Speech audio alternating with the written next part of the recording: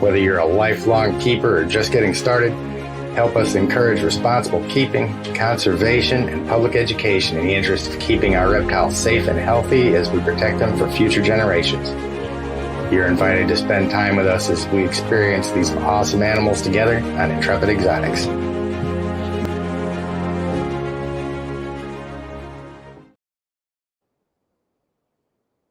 Hey, guys. Happy Saturday again.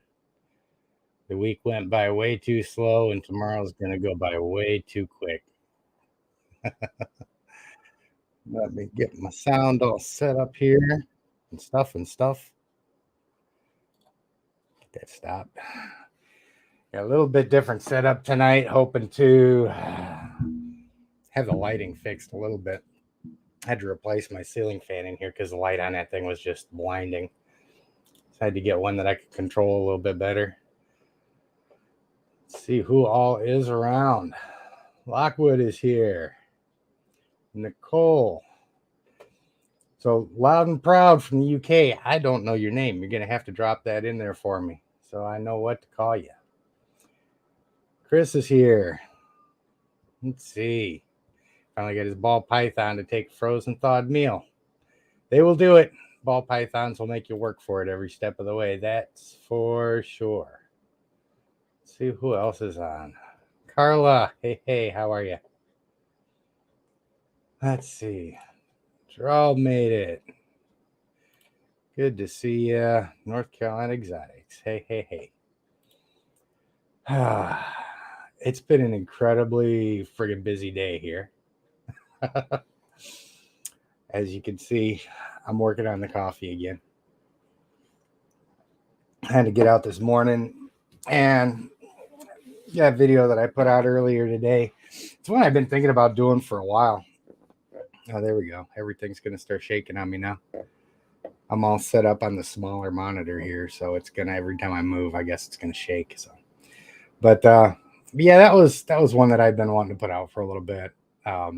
I know it's not, those talking head pieces aren't for everybody, but especially for anybody that has been involved in martial arts or anything like that, maybe that's a really good primer to help combine that and the reptile keeping, make both of them work a little bit better. So I thought it was interesting. Donna, hello.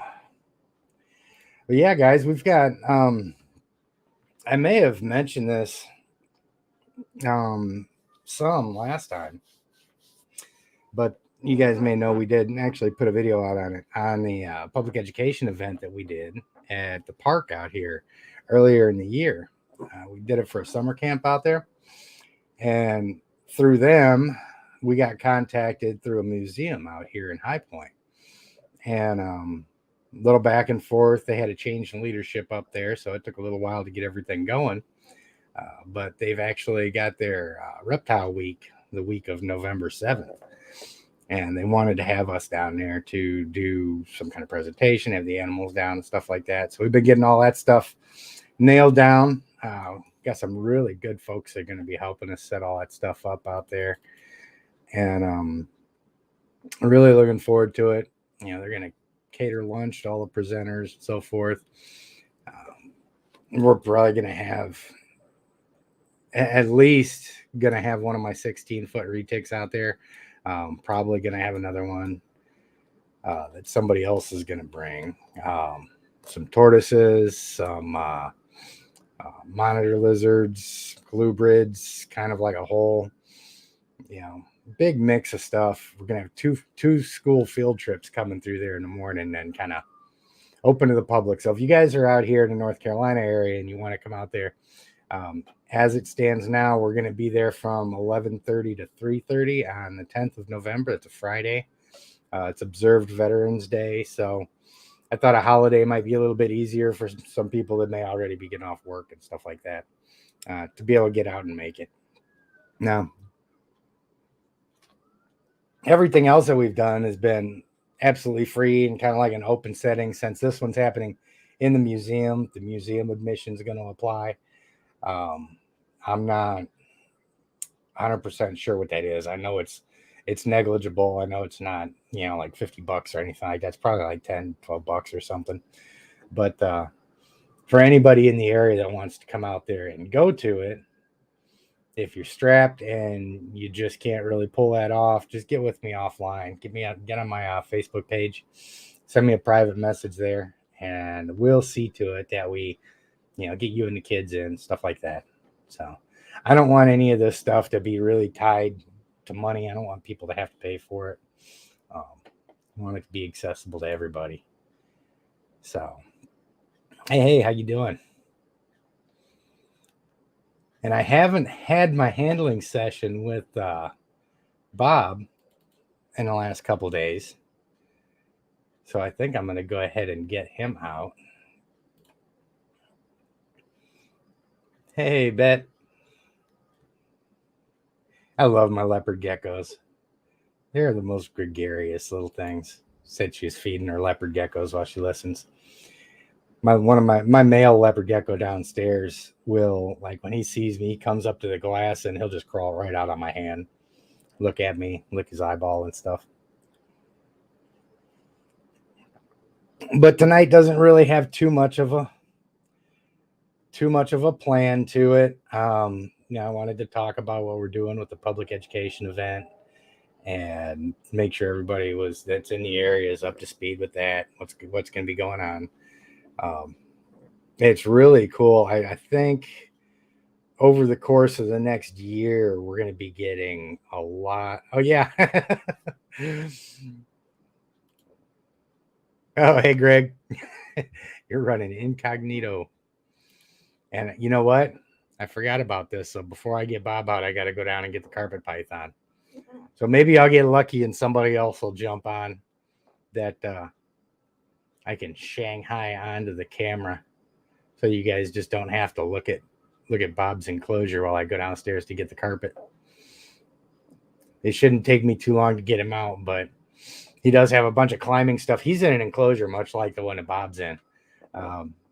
So a lot of times when I go down here to get him out, he'll wrap his tail around 15 branches, and it makes it really a pain to get him out of the enclosure. But yes, Chris, I will go down and get the carpet python. First opportunity I get. I know last time right, in stealth mode, man, and ninja training does come in handy. I don't know. You know what? I was thinking about it. I really think what got Bob kind of tweaked the last time is the microphone. There's something about that microphone that just terrifies him, that he hates. And I think he just seen that thing and just wanted to start striking at stuff. So I'll see how he does when I first get him out and keep the microphone as far away from him as I can. I'm guessing you guys can hear me okay. If you can't, just yell at me. Like I said, I've got the mic attached to the desk over there on an arm, so it's a little further away than it typically is. Hey, Jay, how you doing?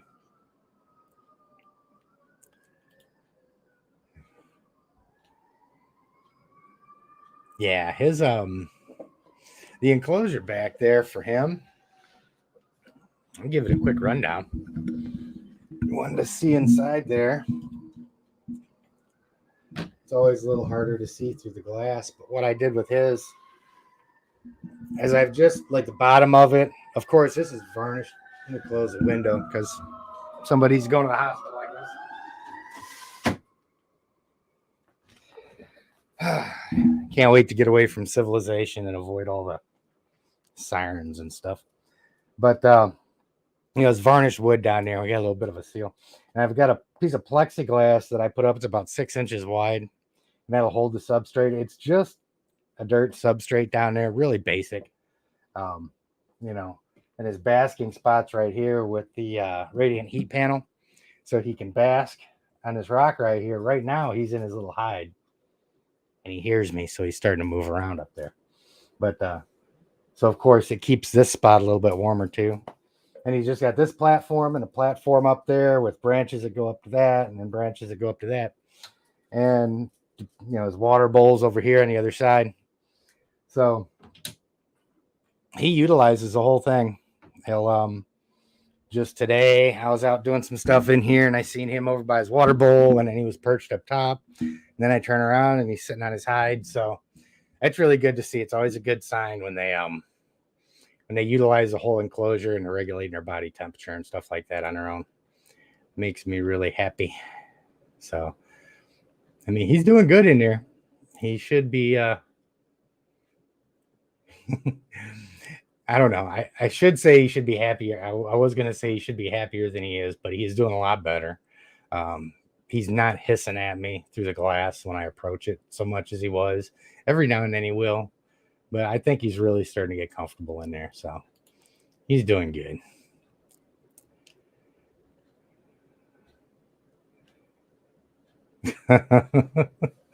Yeah, our snakes are so much fun. My king snake did that the other day.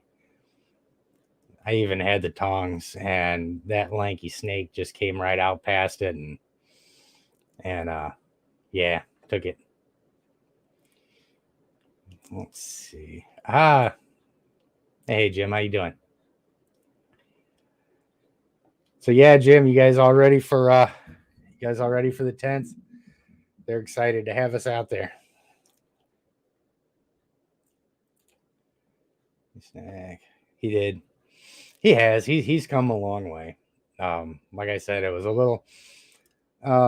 little disheartening that I had to assist feed him, but I had to. It just you get to a point with them where you see their behavior and you see that you're just not making any breakthroughs with it, and I didn't want him to be going a really long time without eating. um you know, a month is okay. 2 months, yeah, that's cool. When you start getting up into 3 months and they're not eating because they're scared and it's not a natural fast, then I thought it was time to go ahead and initiate that. I don't think I'm going to do any. If I do have to assist feed him again in the future, I don't think I'm going to put it on the regular channel. I will put it on the Patreon. So for the folks that are on there, I'll do a demonstration of an assist feed with him, and go over it there. I just don't want to put it on the open channel because I don't know, man. Some young kid sees that and they think they can do it, and they pay 25% attention to the video and then start cramming stuff down their snake's mouth. Hurts them, kills them. Then all of a sudden they're coming back and saying, "I did everything you said to do, and my snake died." So yeah, that's kind of bad mojo. So I think anything like that, I'm gonna save for the Patreon, because the folks that you folks know what's up. So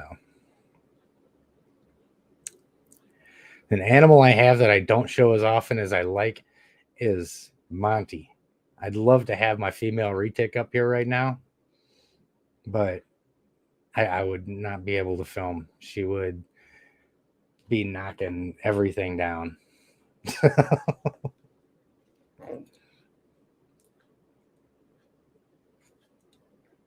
I don't know, man. I'm really fortunate as far as showing animals and things like that. The only thing that I did have up here previously was the green tree python and the rough scale green snakes. And now, since we've got the dwarf retic, the male retic, and the Sri Lankan up here, yeah, it gives me a good opportunity to have a pretty good mix of animals up here that I can show, that I don't have to sit downstairs and wrestle with and fight and sweat, and pant and all of that stuff. So it is really nice to have some smaller animals up here. I'm not as young as I used to be. People tell me I don't look 50, but I feel 90 sometimes. And you'd be surprised. Off the top of this, asking how much heat comes off the top of the heat panels. I've actually got one that's not installed over here.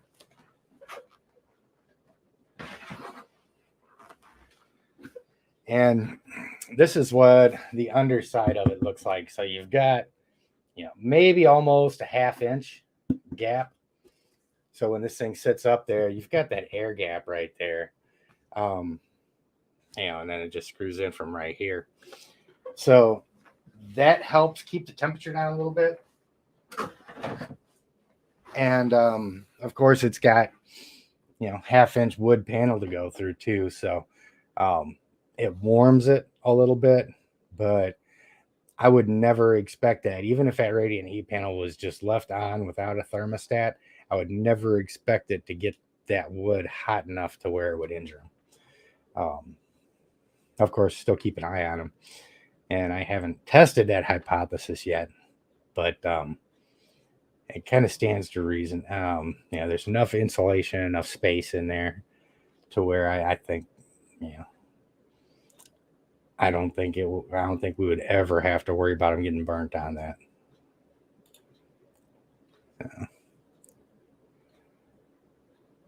Yeah, that yeah, that was the carpet python going nuts, wanting to get out. Um, that's another animal. It's just such a gregarious little turd.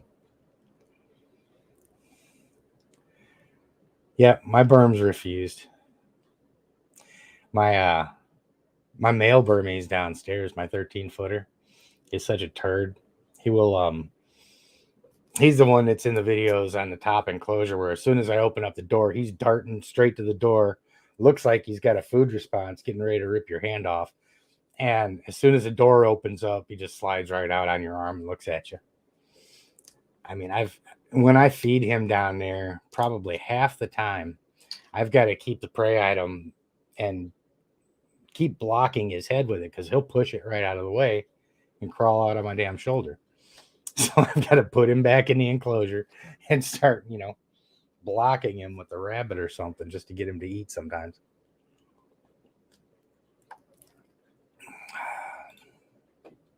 Yep. I do too. I hate anything where I've got to impose my will on the animal. I don't like doing it.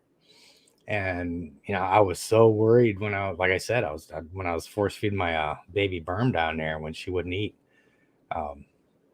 When I first got her, I was so afraid that it was going to spoil the relationship with that animal.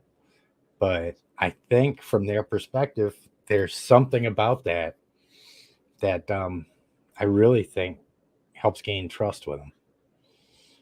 Even as uncomfortable as it is for them. Like I said, as soon as she started eating on her own, she was just, all she wanted was attention all the time. Always wanting to come out and interact.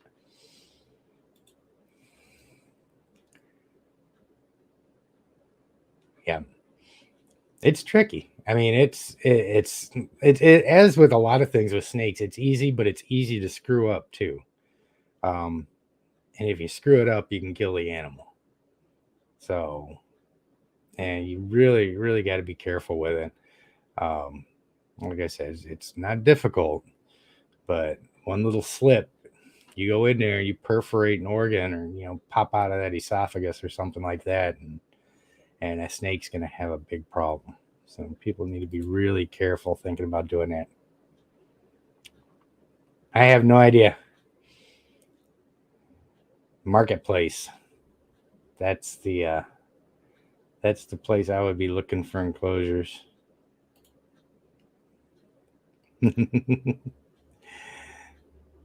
Yes, this is true. Retakes aren't always for the faint of heart. Yeah, most of mine are. Most of mine are just slamming meals. My new dwarf retic over there, man, she is a straight killer. Sweetest animal in the world, but as soon as there's food involved, man, she is on it. Which makes me really happy. I'm really happy. Easy for me to say. Hey, Sam, what's going on?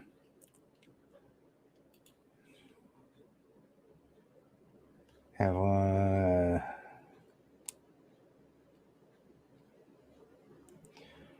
thermostats are a definite must-have.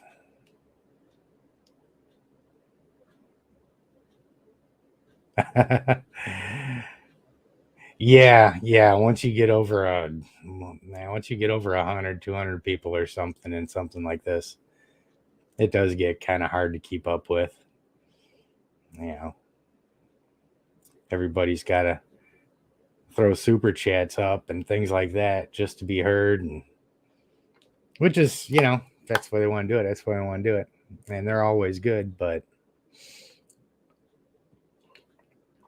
it's kind of another reason why I enabled the subscriber only chat on these things. So now I get the big deal. I mean, you can subscribe, watch here, chat, unsubscribe, and but I think it might help keep a little bit of the riffraff out sometimes. Hey Heidi, happy Saturday to you.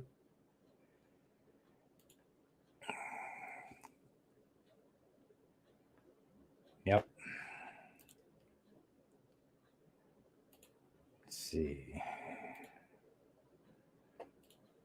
Where is...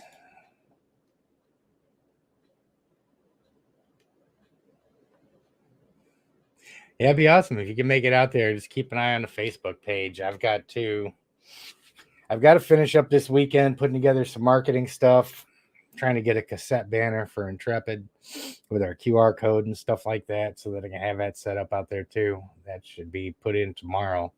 Hopefully I've got enough time to get it delivered. Excuse me, I've been using Vistaprint for that stuff, so hopefully they get it here in time. If not, no great loss. It's really going to be a cool setup, and I should have taken some pictures while I was up there, but it was kind of funny.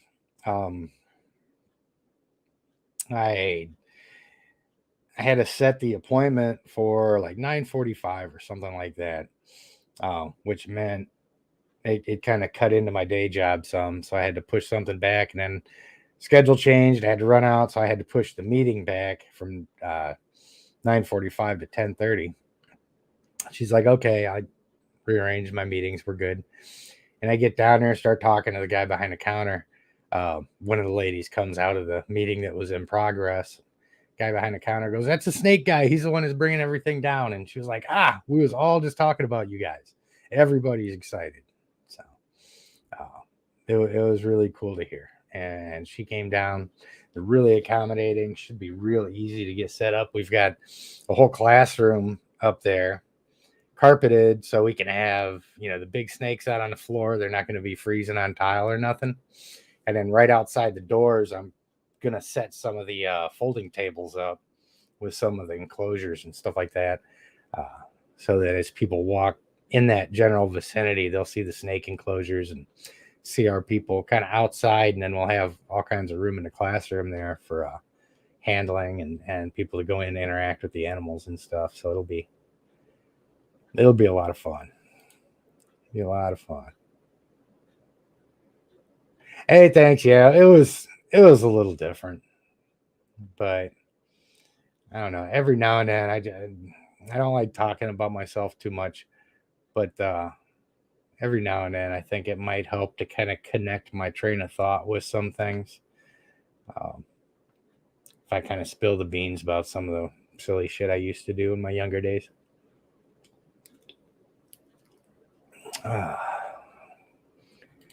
What else do we have here?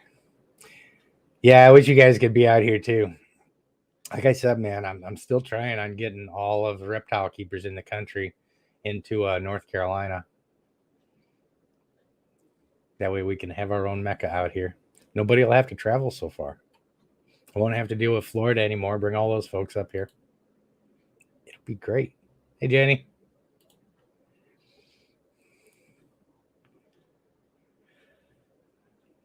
Well, I am hoping for this event down here. One thing I'm terrible about is if I'm out interacting with people, I'm terrible about breaking out a camera or recording anything.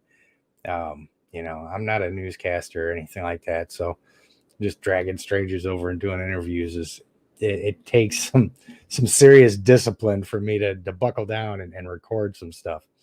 But that being said, for this one, I'm contacting the press. I want the newspaper out there and stuff like that. I'm going to contact the TV station, see if they want to come out. This museum is, it really tied in with the community out there. So I told her, I was like, call the mayor, call the city council, get everybody down here, because a big part of this is educating lawmakers and things like that and letting them see what these animals are really like when they potentially could be voting on regulations about them. So I'm really hoping that we get a lot of attention out there. I don't politicize it or anything like that. It's all just about building relationships with the community and showing them what we do. So, yep, that's Bob's house behind me. And I was going to get him out, but I was reminded that I've got to go down and get the carpet python out. So here in a few minutes, I'm going to sneak off screen, and you guys are going to have to talk amongst yourselves while I run downstairs and grab Snoop Dogg out of his enclosure.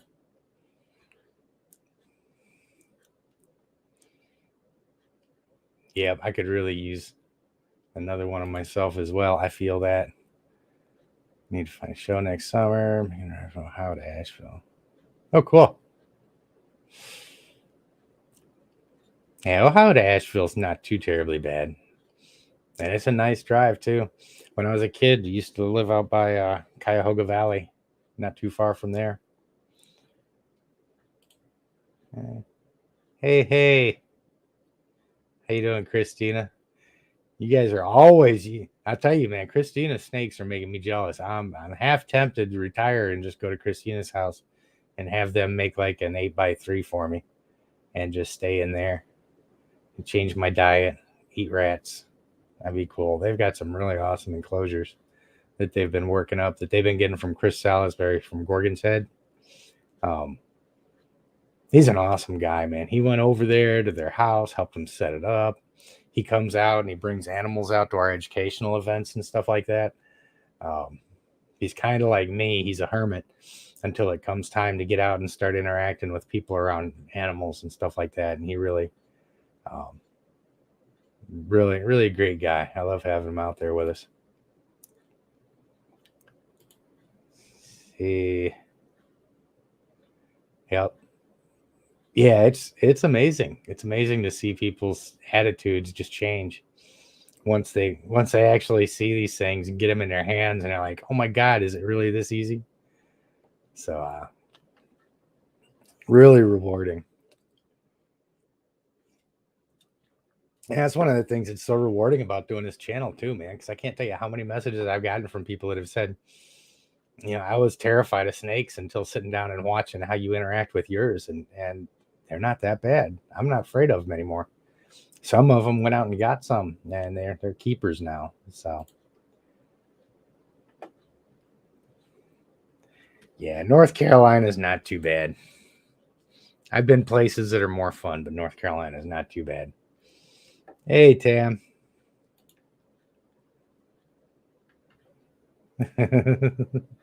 Where's he at? Oh, he's still in his hide. Oh, sweet. Hey, Erica. Yes, Christina and them are always working on them. I'm going to kind of roll through these. Oh, hey, Rob. Well, I can't say no, because the last time I had him out on a live stream, he bit me in the side of the face. But I really think it was a kiss. That's the way I'm going to interpret it. Every time that I've had him out since then, he hasn't bitten me. I really think, like I was saying earlier, I really think it's a microphone that stresses him out. And once he gets stressed out, he doesn't care what he bites. Wait, where are we at? There we go. Yeah, Christina just dropped the link right there for Gorgon's Head. So if you've got any need of an enclosure or anything like that, that's a really good place to start.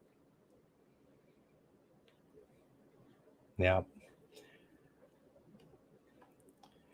Let me get through here. Dun-dun-dun-dun-dun-dun. Scabby Neck. I don't know why I thought that said Scooby Snack at first.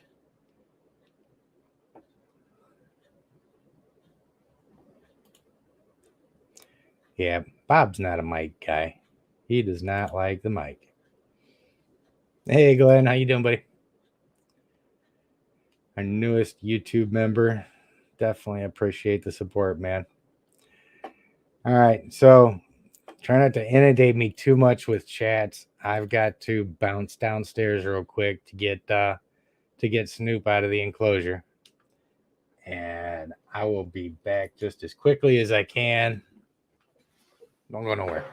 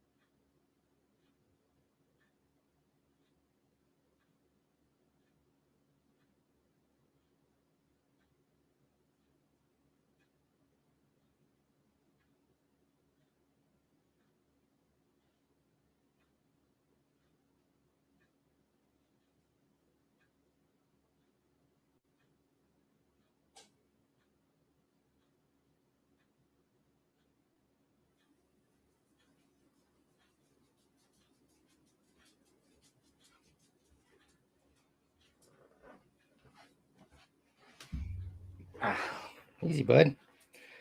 Stop going after the mic.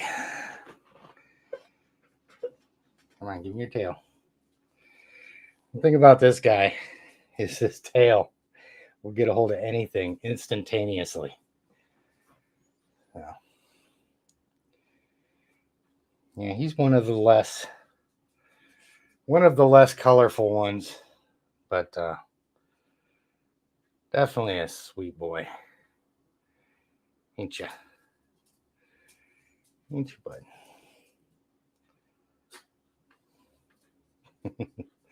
And he's going to keep my hands busy, I'm sure. You're not afraid of the mic, are you? Get over here. This is one of the things that makes people really nervous about some carpets. It's just how fast they move, man. You good?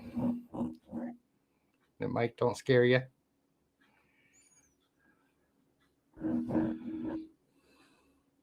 I mean, would you stop?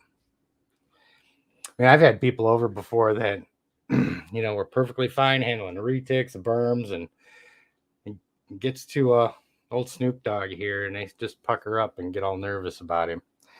I don't know why. He's never. Come on, bud. He's definitely got retic energy, I'll tell you that much. And the tail got a hold of the chair. So maybe he won't go anywhere. But yeah, he's a good boy. We adopted him from a family that was moving and couldn't take him. So they had him in an enclosure, much like Bob's back there. So South Dakota. Yeah, I'm glad you could make it, man. Let's see if I can get caught up here. Yeah, I love my geckos. Have a Krusty too. That little piece of lizard popcorn. He is so funny, man. Absolutely fearless. He'll jump off at anything. Yeah, he's talking about the video Kevin put out a little while ago today. Taming his tokays. I was so empathetic for him because I had 2 tokays at one point, and God, they were vicious little bastards. I loved them. They were so much fun. The noises that they make were just so unique. They're awesome little lizards, but God, they hated me. And I didn't put. Would you just wrap up already? Quit being difficult. He doesn't have a whole lot of experience being on camera here. So he's going to be a bit of a turd. But yeah, that Tokay kicked his butt.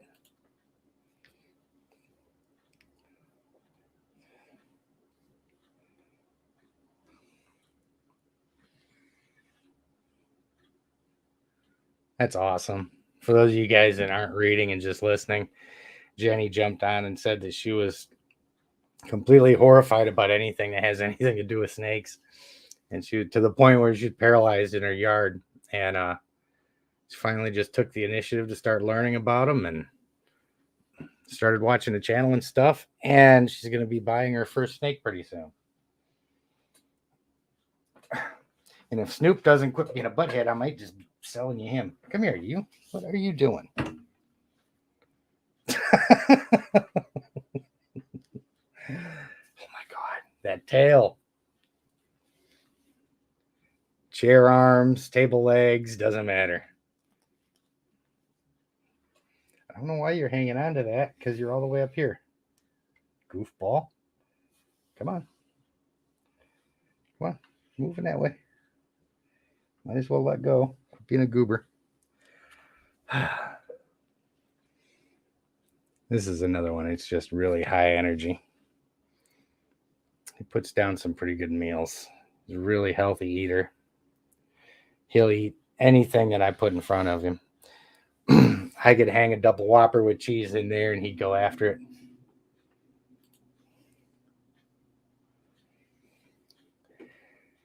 My Krusty's really calm, and then all of a sudden, out of nowhere, he'll just pop out of your hand and decide he wants to go somewhere else.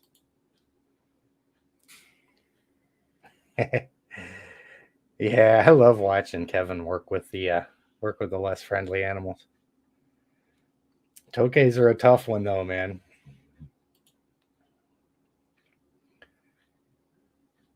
Oh, ow.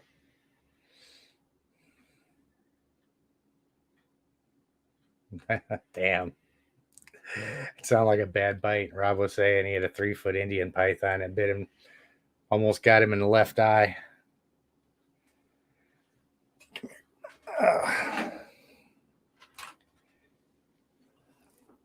Got to plug in my mouse. It's giving me the flash telling me it's time to recharge it. Get over there, you. Let's see.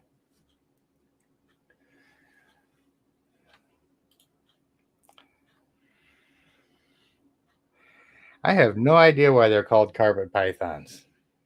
But that's a good question. I'll have to look that up just to be able to answer that question in the future. This is Snoop Dogg. He's my male jungle carpet brat.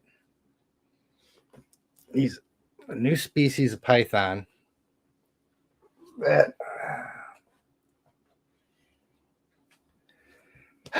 makes me wish I had a snake tree here from to climb on.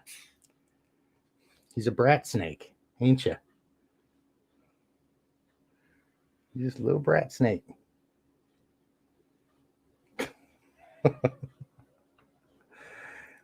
I love him though. He is. He's a good looking boy. He knows it too.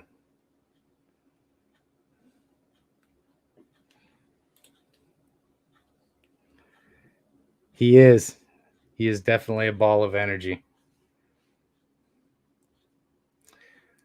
But you know, it's just like I was talking about today in that video. One of the things that got me thinking about that was how different animals require you to handle them different ways. I mean, you can see him jumping around all over the place, and I'm snatching for him. And whereas Chloe, my little retic downstairs, she's just slow and calm, and you know, I'm not the least bit worried about this guy biting me, no matter how much he decides to be a brat. He's just energetic and want to check stuff out and be a bonehead. Say, I mean, that really quick shoot down the side of my neck or something. It's the kind of stuff that these guys will do that scares people. And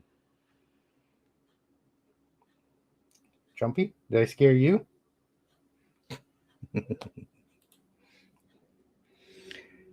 Yeah, Carla has got some really, really gorgeous coastals. She'll put out some videos of them from time to time. She's got some really awesome coastal carpets over there. Yeah, he's well fed. Like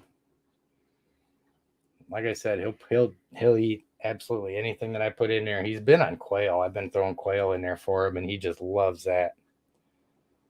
So.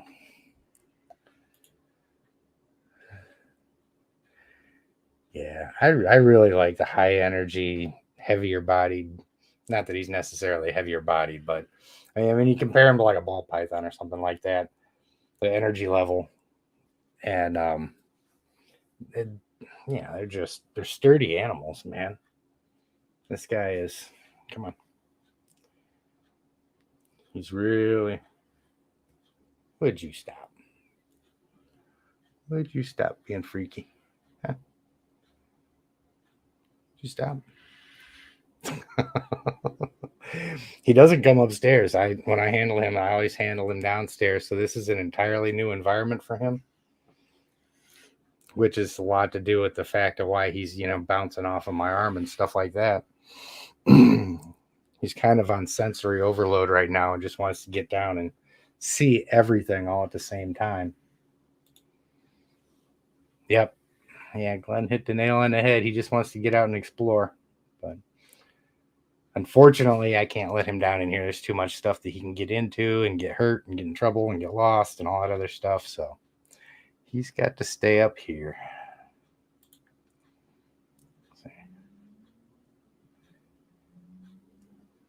Yeah, I try and keep up. It's been really good here lately. Kevin had a dry spell with putting out educational stuff. And here the last couple months, he's really started hitting on some stuff again, focusing on getting a lot of informational stuff out and things like that. Which I was really happy to see. I can watch him work at animals all day long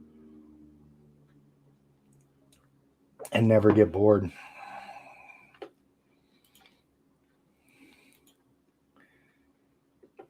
Yes. Busybody on a mission explains it to a T. Yep.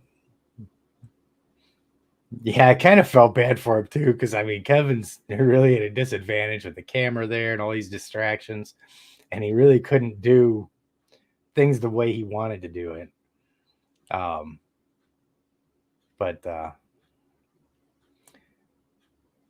he still got it done.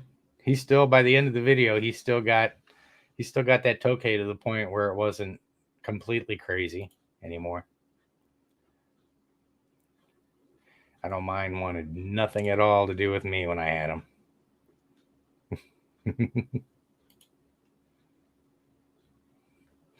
Yeah, I mean, if you feed them enough, they'll calm down. Just like me. I've been tearing up some barbecue the last couple of days. I've been about as calm as I can possibly be and still be conscious. So, figure he feeds him some fingers and some thumbs. You think the tokay would appreciate it and calm down a little bit?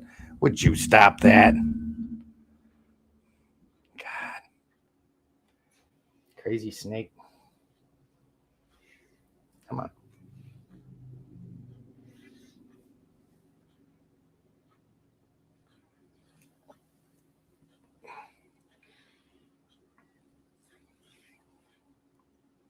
It's easier working with Bob.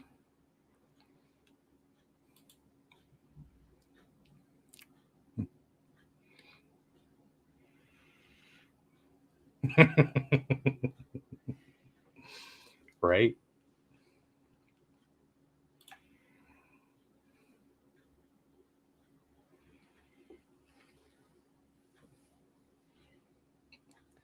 Alrighty, Greg. Yeah, I had a chance to meet Greg up at Retic Fest this last time around. So, awesome guy. He's friends with Wes from Wildfire Retics. They all live out there, and I think it's Utah. That's where they're at. Greg's a really good guy. It was really funny because I was over at Abby's house. You guys know her as the curly-haired keeper. If you've seen her, she keeps Super Dwarf Retics and stuff. But went over there the day before and hung out. And I was the first one to get there. Greg was the second. And we're sitting down in the basement talking. Greg walks in. He's like, God, I know you, don't I? Where have we met at before? I was like, where are you from? He says, Utah. I was like, well, I probably haven't met you. He's like, oh, yeah, that's right. YouTube. It's a pretty funny exchange. And it was really weird. Sorry. But such a habit of talking with my hands. I bumped him in the nose. But it was really weird. That whole thing up at Retech Fest was really my first experience being out in a community with people that knew me that I didn't know them, just off of the channel and so forth. So it was an interesting experience, to say the least.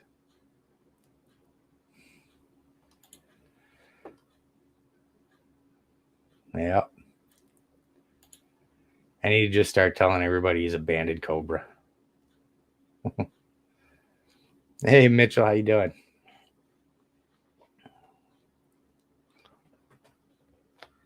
What are you doing, crazy snake?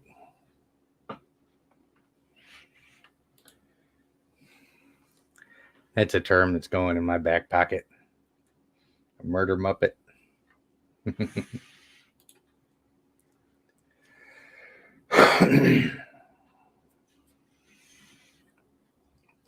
He's got something. It's hard to say what it is. Here, look at the camera for a little while. Make yourself useful. Okay.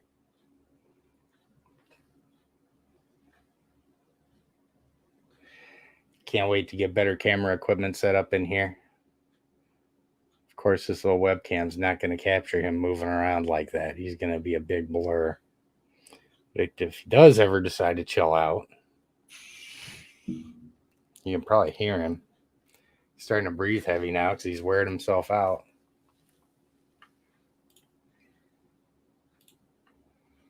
Here I go getting behind on this again. Let's see.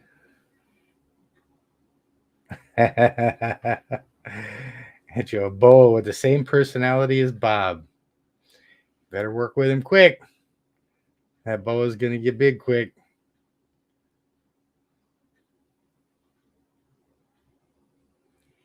Yep.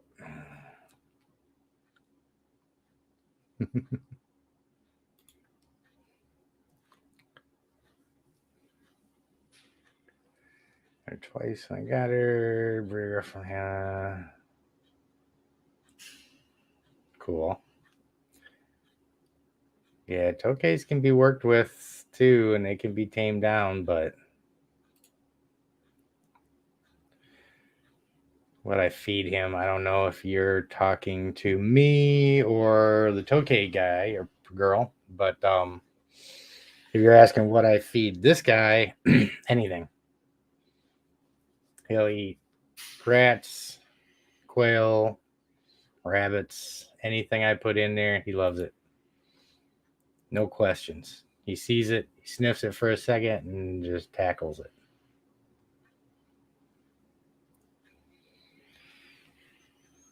This is a jungle carpet python here from Mitchell.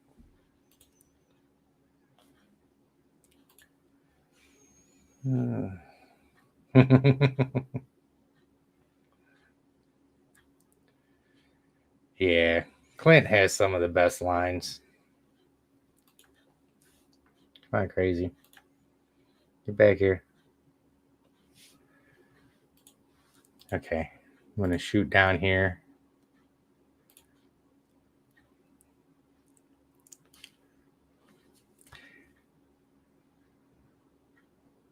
Oh, shit. Yeah, I could see that happening. Carla was saying she got a black eye from the coastal, and he smacked her in the eye with her tail, or smacked her across the jaw with his tail. Okay, so now he's tied up in a chair, so that'll be fun. Come here, goofball. Let me see you. Where's your head at?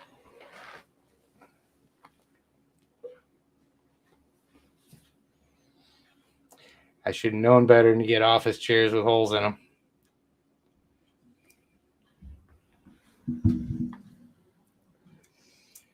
But this is one thing too, when you get arboreal snakes and their tails wrapped up in something, the way I get them out without wrestling them is I just let them think that they're going the direction that they want to go, and they'll completely forget about their tail. They'll just start roaming off in whatever direction.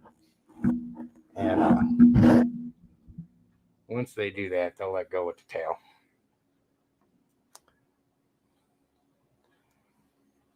Let him think he's going to check the desk out. No, that's not working fast enough. Give me the tail. Come on, get out of there.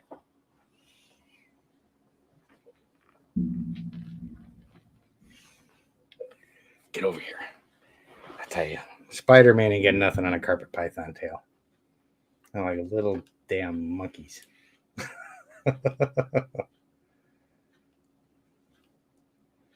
Oh, cool. That wouldn't be too much handling with a snapping turtle.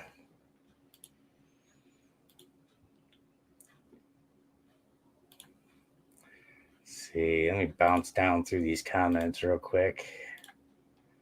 I know I'll miss something, but I am going to get caught up. I picked up the last batch of quail I got. I had Aubrey pick me up some pig, and he had some, and I got some off of him.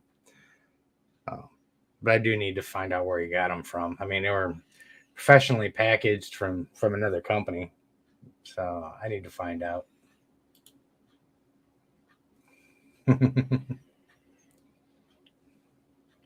Yeah, I wanted to get Monty outside today.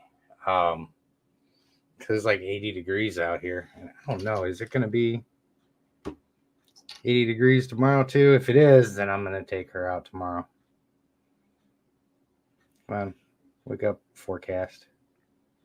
Sunday, yeah, it's going to be 82 up here. So I've got to do some feeding tomorrow and clean enclosures and stuff like that. So while I'm doing all that stuff, I'm going to get her outside as well.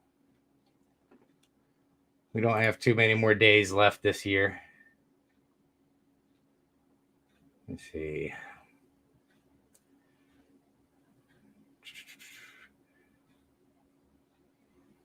Really? Snake, snake, snake. All right. Okay, so I made it all the way down to the bottom of the comments. So I'm going to take him back downstairs, let him go home.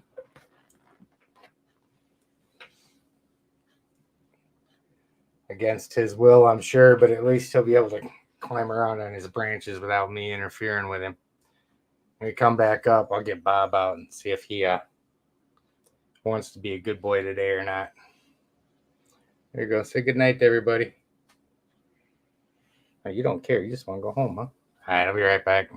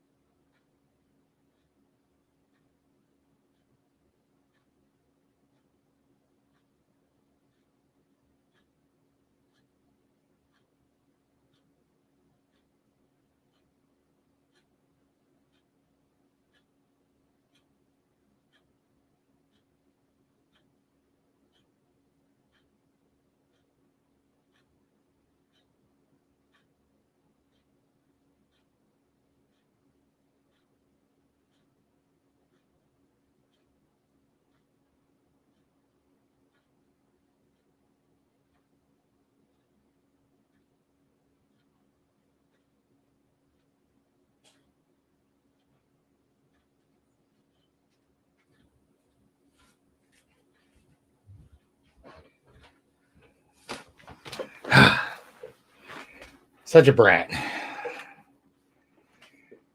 Okay, we're back.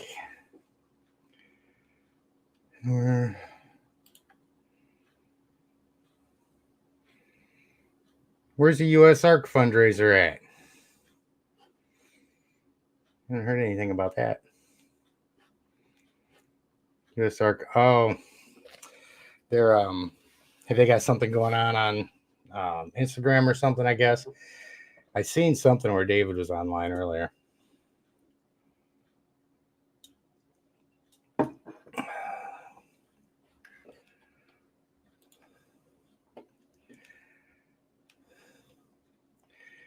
Yeah, Dumerils those are gorgeous animals too.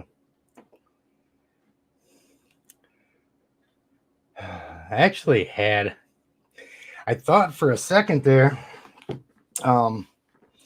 I was going to be doing another series like the Sri Lankan series with a Nile monitor.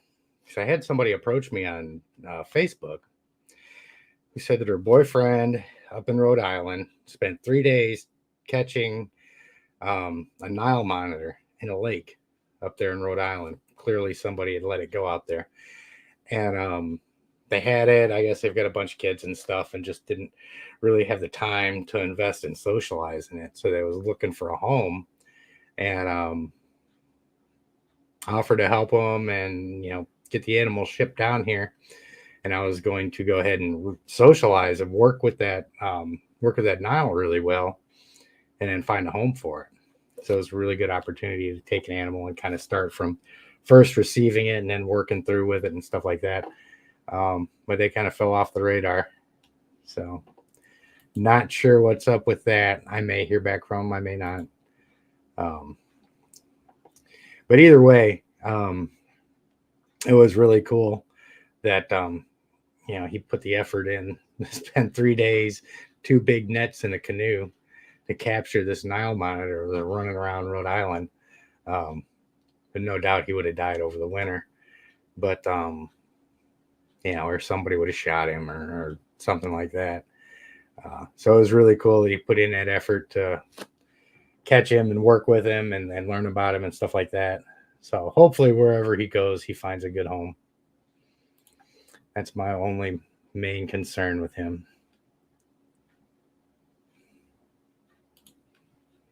Let's see. We got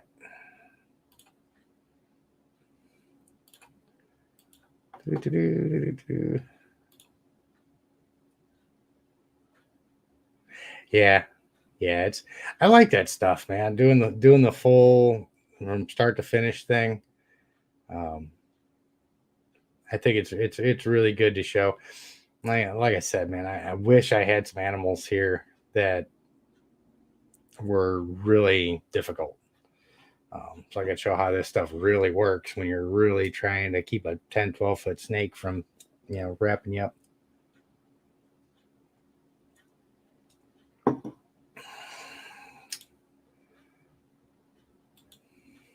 Where we at? Any word on what's happening in Florida with the killing of pet reptiles? The last I heard, when the new director took over, they put a moratorium on any euthanizing animals for any reason, except exigent circumstances. Whereas, if there's a tiger gets out and eating kids in a park or something, type exigent circumstance. But I don't know. I'd seen David put out something earlier today about a black throat monitor that they captured and euthanized. And I don't know if that was, I'm assuming because it was mentioned, it probably came out after they made that statement that they weren't going to euthanize animals. So essentially they found somebody's escaped pet, and instead of taking it in, rehoming it, they euthanized it. So I'm guessing that's probably why I'm seeing more activity from Dave. I just kind of seen a video that he put out. The public relations guy for U.S. ARC Florida is Dave, and just glanced, seen a video, didn't catch it all.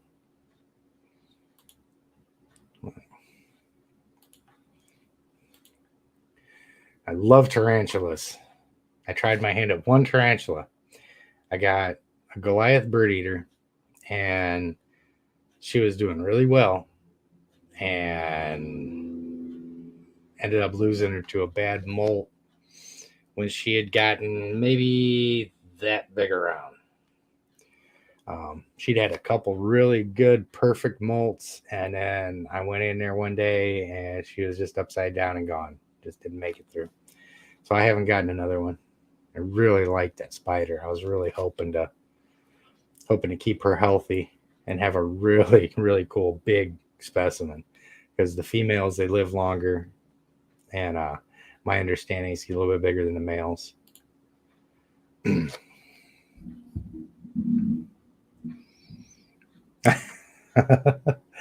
Yeah, Bob's turning into a bit of a celebrity. I keep meaning to get the old picture from Clark's with Jay and Silent Bob out there and just post the snakes' heads over top of their bodies and start posting that. But I end up getting so tied up with all the other stuff we're trying to set up. Time is something I don't have near as much of as I would like to. I should do a few. Yeah, that's just the USARK Florida channel. Let me see here. See if I can get this pulled up. I need to put it in the. I thought I had it down there, but I guess I don't. USARK Florida. Org.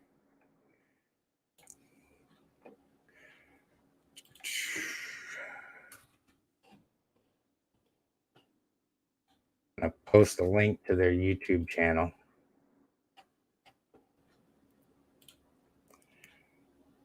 And I've had David and Phil on my channel before talking about some stuff. Both really great guys. Heidi, you rock. Where we at? Jump down here.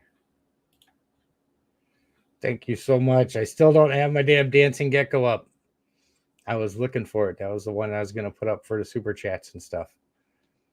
And I think when I deleted all of my stuff for vMix before I switched over to StreamYard, I think I must have had that in my in that folder. And I think that went away, so I'm going to have to do that again. Thank you so much. We appreciate that. Heidi Rock, she's been with me for a very long time. She's been a long time supporter of the channel. Let's see. Think I'm all caught up. Yeah. Boas in general, man. I've always loved boas. Any kind of boa you can think of, they're just amazing. And they're so strong. I can't. It's another reason why I cannot wait to get into a bigger place so I can get my damn green anaconda enclosure set up. I mean, they're slow growing, so if I was to find a young one right now, I'd be okay for a while. But I really want to just start them in a semi-aquatic enclosure, man. I think that would be great. So, because boas are so strong. I really think boas are stronger than retics, pound for pound. My boa imperator in there is just he's a brute. When he hangs on, you know you got a snake wrapped around you.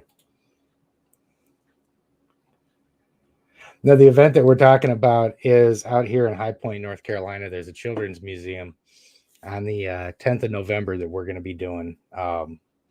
It's myself and Jim and Christina from on here. I think Chris Salisbury from Gorgon's Head, Jessica from Jessica's Reptile Rescue, C&B Exotics. Cody's going to be out there. And They're going to have probably 5 or 6 of us out there, just taking a bunch of animals down. There's going to be a couple school field trips come through, and we're going to be there for the general admission. I would say general public, but it's not like the ones that we've done previously at the parks where they were free and anybody could just walk up. This is a museum, so they've got museum admission and stuff. But I do have the offer out there for anybody local that needs to come out if they're tight and they can't really spend the money to get in there. All I gotta do is DM me on Facebook, and I'll make sure that they can get in there and hang out with us. So, where are we at? Man, see, appreciate it, Glenn. That really makes me really wish I had my damn dancing gecko on there. At the very least, I keep meaning to do too. Get the little pop up of Clint. He comes down to super chat. Because I just can't get my voice to go that high, and I just love the way he says it. But yeah, Glenn, I definitely appreciate that, brother. That we have a lot of expenses that we keep up here, so all of the support from the community all helps. I'm letting the Patreon build up as well, so we can start getting some better camera equipment and stuff like that. Kind of bump up the quality of the videos as much as we can. And the audio and all that other stuff. But of course, we had to tap into that to get this rescue retic that we had gotten a couple weeks ago, which was really good, man. Like I said, it's good to be able to show the community that's helping out and contributing and so forth what those contributions are going towards, because it gets tight sometimes, and I just didn't have the extra money to spend just straight out of pocket to rescue that snake and bring it in, make sure it had a good home. So the Patreon helped that day, which was really cool. So believe me, everything that you guys do is definitely greatly appreciated.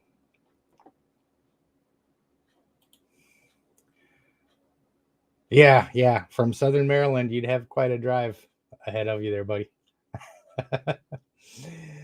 But oddly enough, I mean, I know it's a bit of a drive, but as I say us because it's not necessarily Intrepid. It's all of the people that chip in and contribute their time and their animals to these events. Like I said, there's several people out here that these events just wouldn't happen without them. I could take a couple snakes out there and talk with folks, but when I've got 6, 7, 8 people all bringing animals as well, the diversity that everybody gets exposed to and the amount of time that everybody gets to speak with somebody about them, all of the people that come out there with us, man, I appreciate them so much. And we're getting such positive relationships with people. Like I said, I didn't contact the museum. They contacted me based on the experience that the park had with us when we went out there. And the more exposure we get, we're talking about doing some more stuff with them next year, some stuff with a science center out here during their science festival early next year. So the events, I would really like to get it up to the point where, at least once a year, we work this into some kind of a festival where we can, get some bigger names out here that are willing to fly out and speak. Maybe set up some USARK stuff and see if Phil would swing by and just hang out and meet people and talk and, maybe give a briefing on USARK or something. Maybe getting Kevin out here would be awesome. Have him bring one of his more unique animals or something out, and just for people to be able to interact and see all the different sides of the community and stuff. Would be awesome. What am I missing?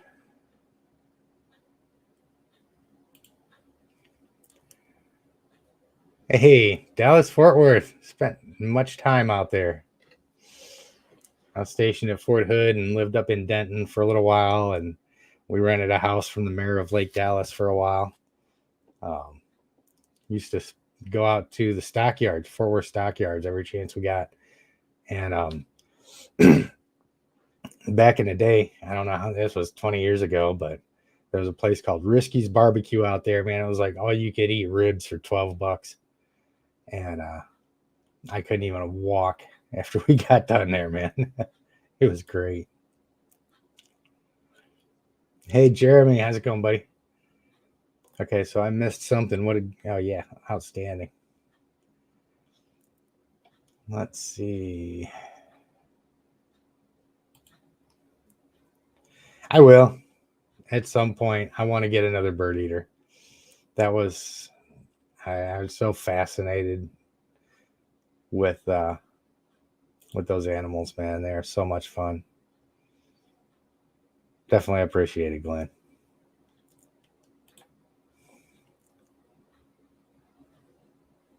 Oh yeah, it'll get there. I mean, that's kind of the cool thing about where we're at. Yeah, things like video quality I need to pick up and stuff like that. But um, most of the people that watch, they don't watch because it's cinematic quality. They just enjoy the conversations and the different things that we go over with the animals. Um, but it's just like anything else. The bigger this gets, the more I can do with it. Yeah, I've said this 100 times over. I'll say it 100 times more.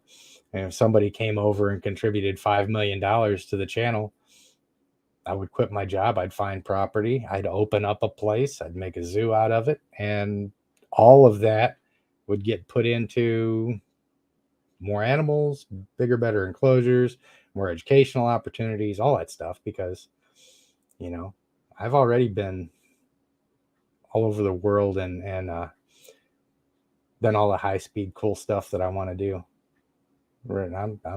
This is what I want to do now, is working with my animals, and I'll do it whether I'm doing it in conjunction with a full-time job or if it's my full-time job. So yeah, everything that comes in ultimately gets directed right back into the animals. That is for sure, in one way, shape, or form.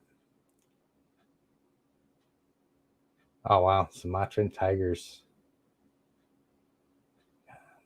Yeah, big cats are amazing too. There's a couple tiger places out here in North Carolina, South Carolina, that I've been wanting to get to. Another thing that I've been trying to do too is there's a primate place an hour and a half away from me, and I keep trying to contact the guy, and I can't get a response back from him.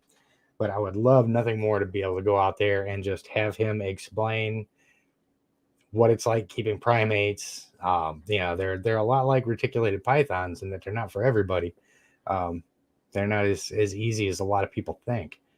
But I would really love to get out there and just do a tour, and hopefully the guy ends up getting back to me at some point about it, because it'd be good marketing for him too. I can take excerpts out of all that thing, put together an ad for him that he can advertise what he does, and I'd really like to be able to do something like that and show all you guys. Sometimes stuff like that just takes time to set up, man. Everybody's so busy and gets caught up in the day-to-day stuff. And I know that guy runs another company outside of that, so he's probably financing his work with the primates with his other company. So he probably doesn't have a whole lot of time for some strange YouTube guy to just come out and prowl around and pick his brain.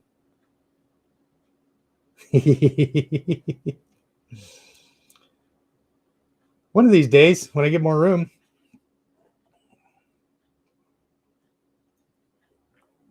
Yeah, I will. I'd really, the next place that I get into, I want to have enough room to where I can just diversify species some more. I've got enough retics right now. I do want to make room for an Asian water monitor. I want to get a really big enclosure put together and get an Asian water monitor that is genetically expected to get monstrous.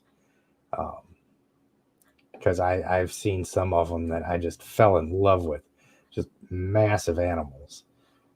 Unfortunately, the one that I did see was, that thing had to be 8-9 feet long, from snout to tail, and it was in an enclosure smaller than the one that Niles is in.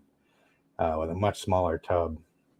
And the person that had that one died. Apparently, it had gotten impacted because that's what happens when all you can do is sit in one spot. You don't have enough room to move around. But that's one thing that I'd really like to do. The only other really big animal that I want is a big Asian water monitor. I'd really like to have the one that Aubrey had out at our event last year. He had that white monitor that had a sawhorse set up out there at the park with a big piece of cork board tied down to it, and the lizard would come out, it'd sit on that, and it would just stay there all day. It'd interact with you. You could go up to it, you could pet it, it'd lick you all over the face and stuff like that. It never tried to get down, never tried to run away. It'd just sit there and hang out with everybody. I'd like to have that one. That was an awesome monitor. I'm not a big turtle guy. I mean, it's just like anything else. I've got cameras and sensors in my car at work, and there's been more than one occasion where the boss has called me on an abrupt braking alert on the company car, and then runs through and looks at the camera and says, "Was that a snake you was getting out of the middle of the road?" And both times it was a turtle. I had to slam on the brakes and get out and move it out of the road. But yeah, I've always got my eyes open for them. But I would like to get some turtles. I mean, snapping turtles, like to keep things a little bit less risk on my fingers. When I was younger, we caught some snapping turtles that busted a broomstick when we put it in there. So yeah, I really wish I could inherit that Ivy, that anaconda out there. That's a gorgeous animal. Berms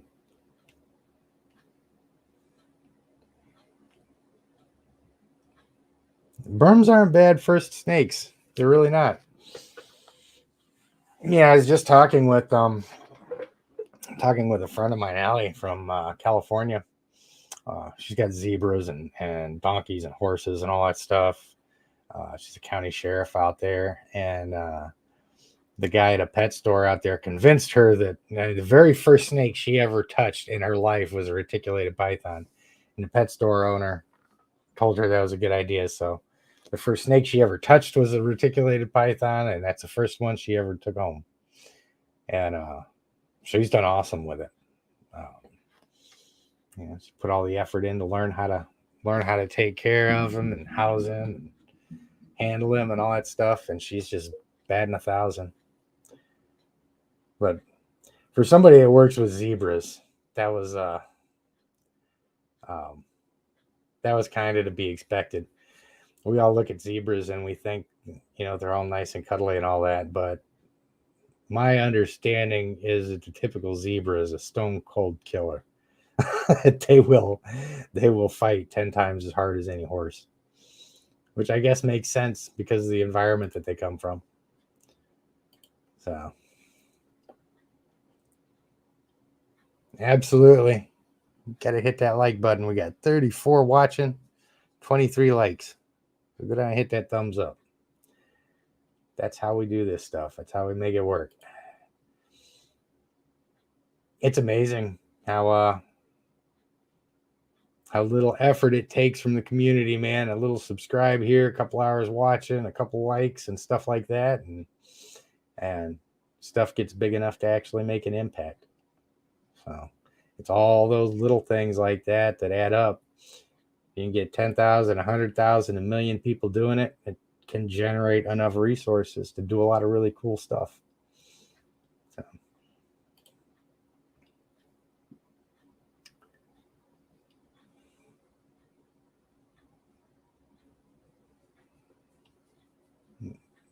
Oh, yeah.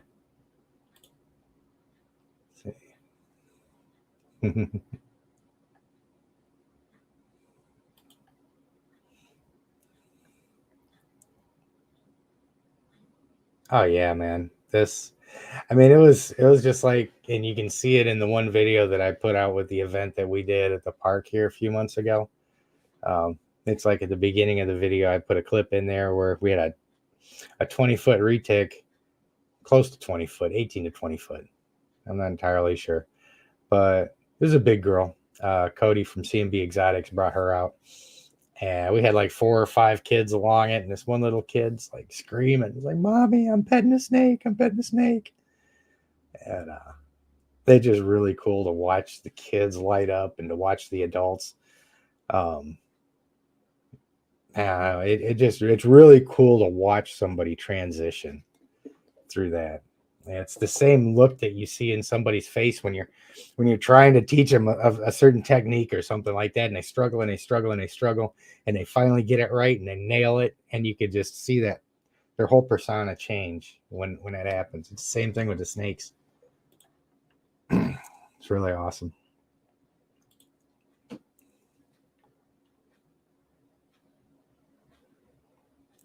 Well, hey Glenn, I'm gonna keep that in mind because whenever I do get space, part of the space I'm gonna have there is a wood shop because I build furniture and stuff like that too. And a lot of the enclosures I've got downstairs I built out of melamine, and they've held up really well.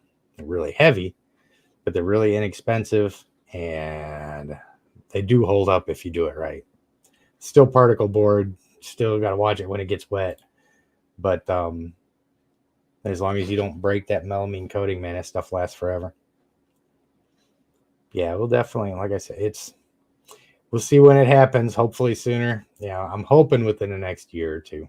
I'm not pushing it. I'm not rushing it. I don't want to take any huge risks, um, because if I take a huge risk and end up losing my ass, end up losing the animals, end up having to start from further back than I am now. I don't want to do that. I'll just kind of let things slow grow, wait until I find the right place and right situation and all that stuff, and it'll get there. Um, I'm only 50. I should have a couple years left to get this stuff figured out. Oh, nice. What we got here? Yeah, I already hit that.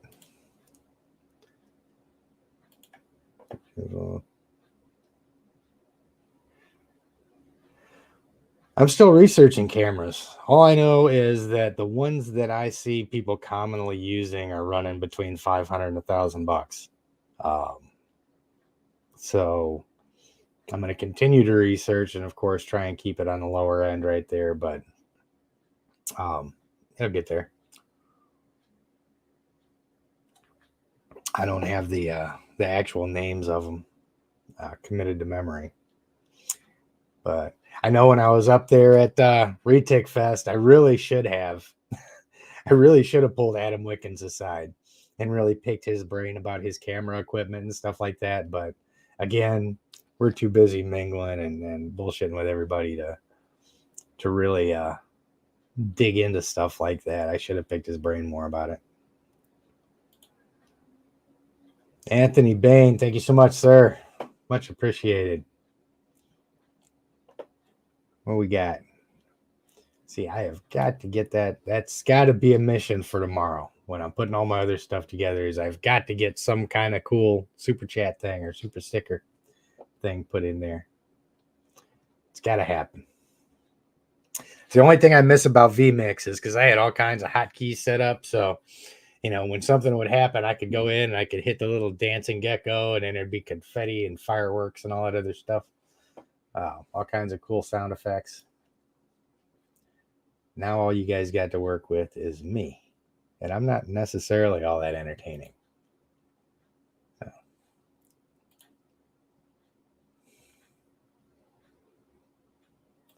Where are we at? I know I'm starting to get behind here again.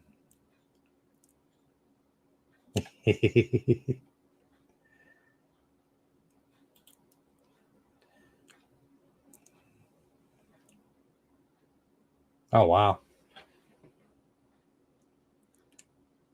You are. Rob said he gave his big Burmese to a children's zoo in '86.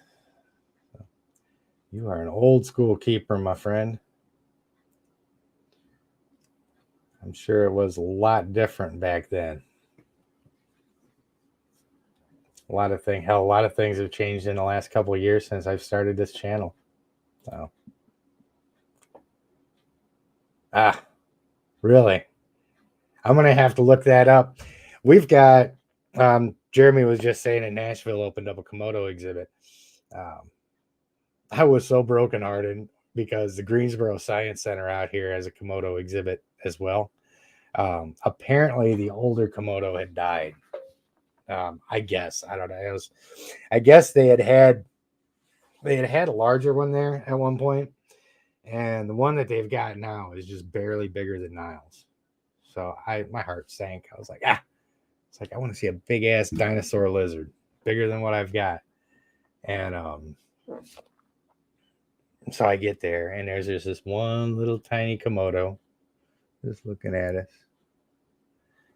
So that's one thing about keeping the diversity of reptiles and stuff like that we've got here. Pet stores and stuff like that aren't any fun anymore.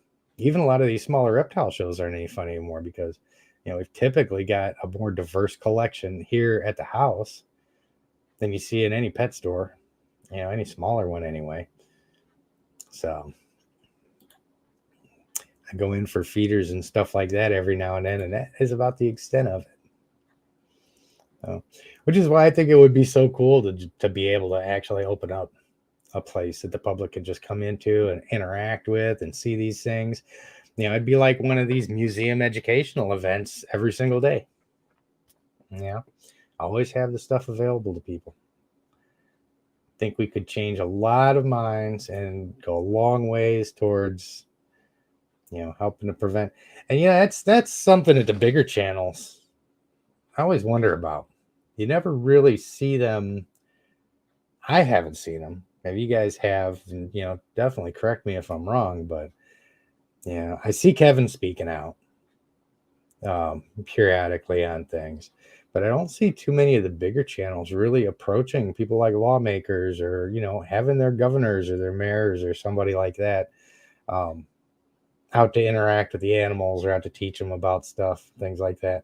I mean, I think that's so important. That's why I told the museum, I was like, hey, invite the mayor, invite the city council, invite the press, invite everybody out here, because I want everybody to be able to see we've got these giant monster animals out here, and they're the sweetest thing in the world, and they're nothing to be afraid of.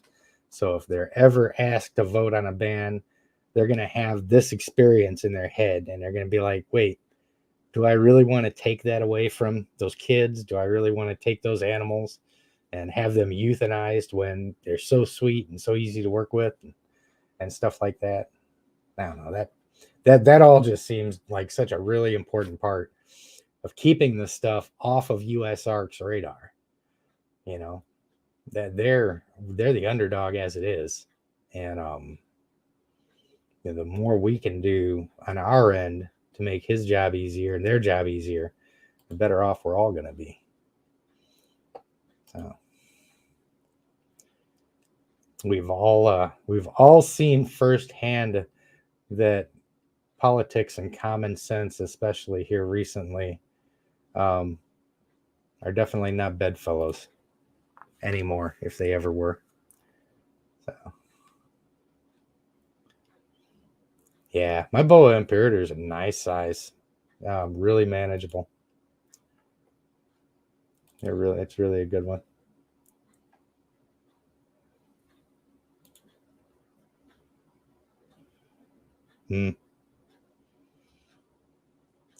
Yeah, I do kind of miss Tennessee.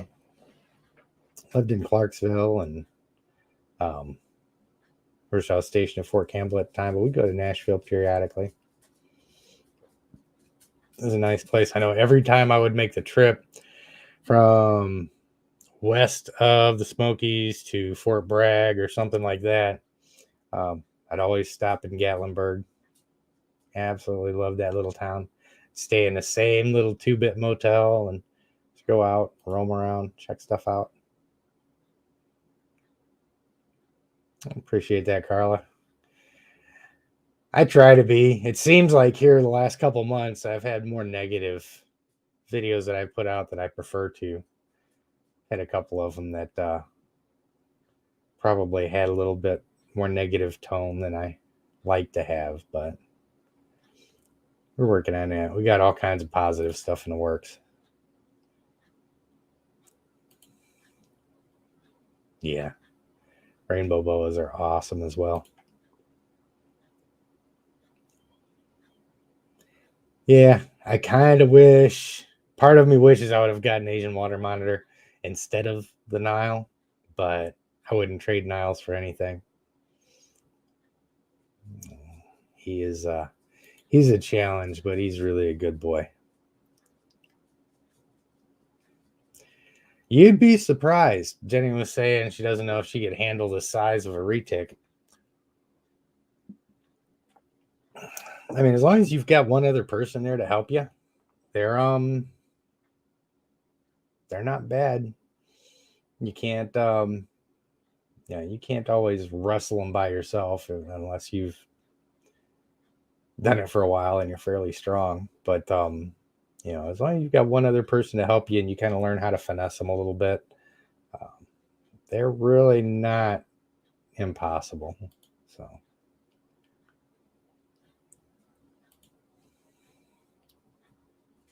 see.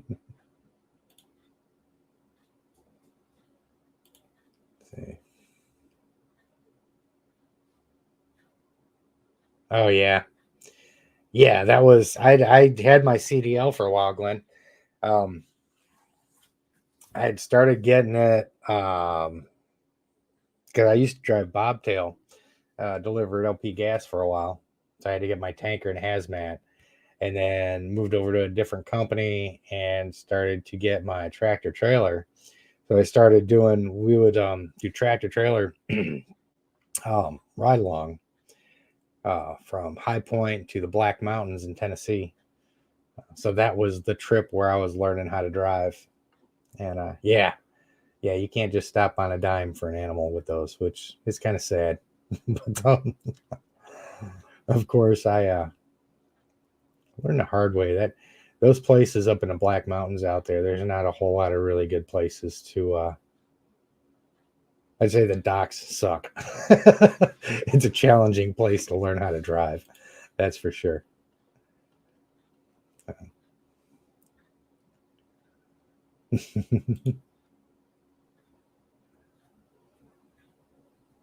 Yeah, I did see that. I seen him having his snapping turtle. Seen Clint having his out at one point. Berms are definitely awesome. I love my berm. I'll come down. I'll bring him up at some point. I know I've made a couple videos with him, but he just doesn't get it.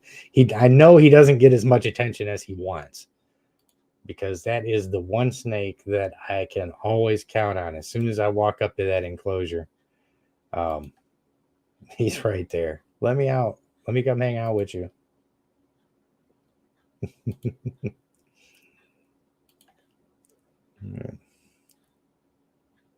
Yeah.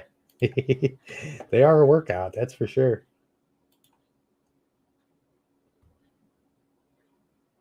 Yeah, cheerwine's a thing out here in North Carolina. It certainly is. I don't have any specs. When I build stuff, I make it up as I go.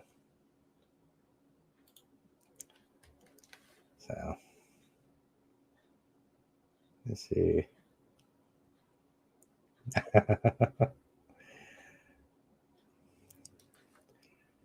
Let's see.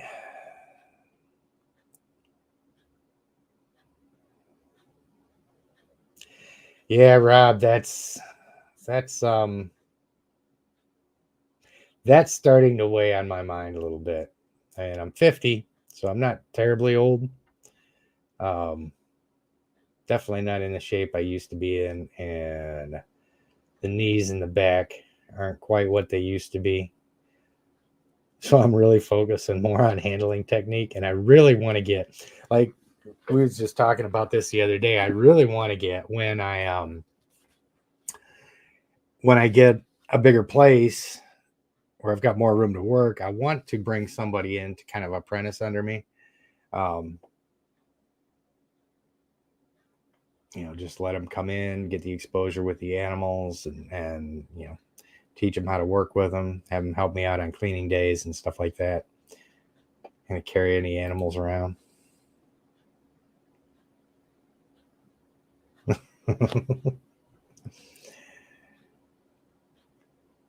Yeah, it's a bad part about reptiles after we're done, after we get old and we're done raising hell, now all of a sudden we really like lugging 80, 100-pound snakes around, and it's just not as easy as it would have been 30 years ago. No way, Heidi, you ain't 52. That ain't no 50-year-old lady in that picture. You gotta stop that.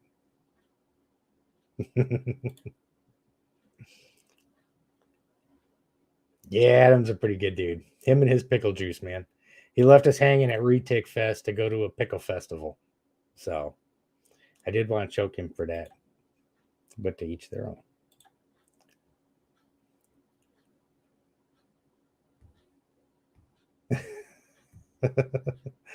In just a moment, man. We was upstairs talking with Chad Brown from Ship Your Reptiles. Him and Susie was up there, and it was all chatting for a little while. Just had a really brief conversation with him, but I don't just go up and tackle somebody like that, because I know they've got such a big audience. They've always got people wanting to talk to them and stuff. I just kind of hang back and let the crowd disperse. But yeah, Adam's a really nice guy. I'd really like to collaborate with him, man. I think it would really be good for his audience. We talk about some big retics and go over some handling stuff and all that, and it'd be good for us too, because it'd get us good exposure. And it would be very helpful to the channel if maybe 10, 20, 50,000 somebody else's subs happen to just bounce over here and start hanging out with us too. That would expedite things quite a bit.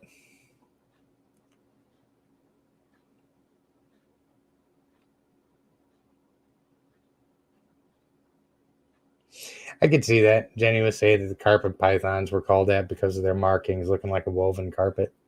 I guess I could see that. I know my carpet isn't as bright and ornate as a lot of them that you'll see. So, but I still like him. He's still a good looking boy.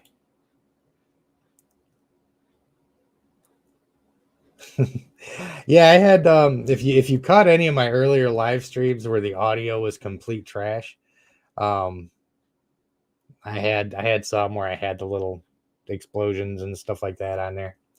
And yeah, I need to get something like that back on here. And I appreciate it, Glenn. On point, my friend. Everybody keeps doing that, it'll happen pretty soon. I absolutely love it. Yeah, I just kind of let this stuff kind of sit here and build up, and as we're able to start pulling stuff.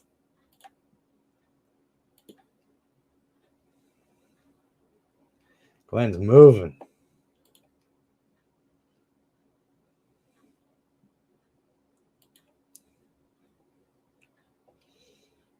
I do appreciate it, sir. Oh, yeah, of course I like bearded dragons. Everybody likes bearded dragons. I have got a miracle bearded dragon here. This poor animal, man, when I got it, I seen it in a pet shop. It had really bad metabolic bone disease, hardly any use of its rear legs at all. And the owner was like, I've got it. Can't really sell it to anybody. Nobody ever really wants it. I know you know what you're doing to these things. You want it? I'm like, well, I mean, yeah, I'd rather take him in and at least have him taken care of for the last little bit of his life. And, as opposed to him just going off someplace and dying, being miserable. And that was 4 years ago, 5 years ago. And every day when I walk by his enclosure, and he waddles his little butt right up there, he hasn't gotten any worse. He hasn't gotten any better. Metabolic bone disease isn't something that they really recover from. But, and he's just a gregarious, spirited little dude still. And he flops his butt over there to his food bowl and chows down, and he's taking it like a trooper. He's happy to be alive.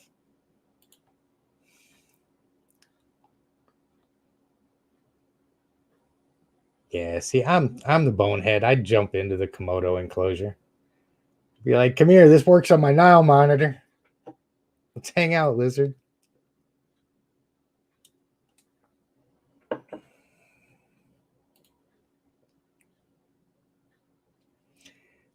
I have never heard of wild Komodo dragons in the Everglades. But I do think that a Komodo dragon ranch in Florida would be awesome. Jordan, what's going on, man? Are you finally done working for the weekend, buddy?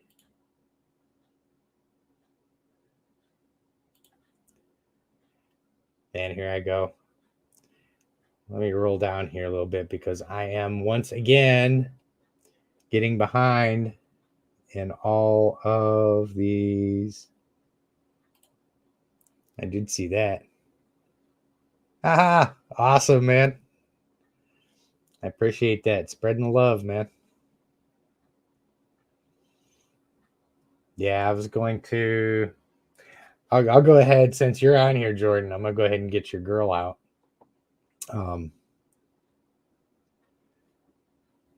What part of this? Now I know there's a bunch of comments that I'd missed here, but dwarf and super dwarf, yeah. The locality retics, man, they can be a really good alternative. The only thing about it is you've got to understand a couple things about dwarf, super dwarf, and the localities and things like that. Like the girl that I've got is a dwarf retic. She's 34% Kalatoa, 17% Jampea, I think. So she's still 50% mainland. So we call it a dwarf. There's a possibility she could still hit 14, 16 feet and stuff like that. Could still be a pretty big animal. The parents aren't that big that I know of, and Jordan's here. He can fill us in on what the parents are.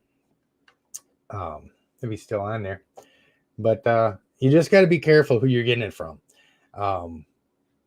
You're gonna pay a lot for a super dwarf, a lot more than you would for typical mainland.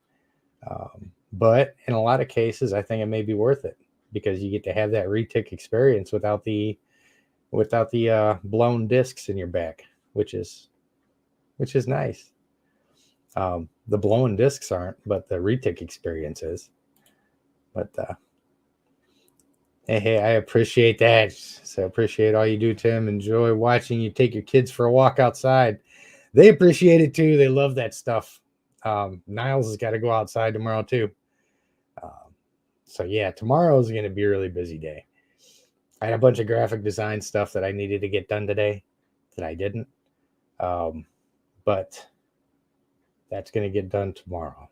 So that's the thing about these weekends, man, this day job. Of course, we are expected to get some rain Tuesday. So I work outdoors and my crews excavate and install natural gas lines and stuff like that. So if they don't work, of course, I don't work, which makes me happy. Every time we've got a rain day, that's an additional day that I've got to do channel stuff. So hopefully Tuesday I'll have a little bit of additional time to do some other stuff too. Yeah, Burmese pythons are just, my Burms are just babies, man. They are awesome. Outstanding. Let's see. Yeah, I'll tell you what. This lady right here is a firecracker. She's got some good sized snakes. And she motivates me every time I get Tigger outside and I start whining and crying that I don't that I don't like the pain of carrying him and dragging him back and forth. That's one person that I think about. I could just picture it in my head saying, okay, stop whining, you big sissy. Do what you got to do.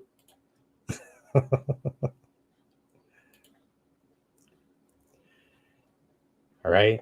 I mean, Carla really gives me something to aspire to. I hope I'm going like that at 75.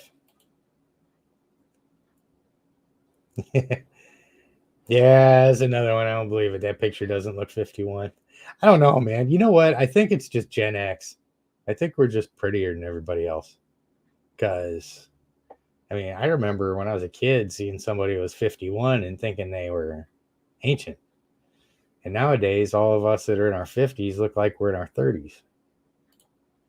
So,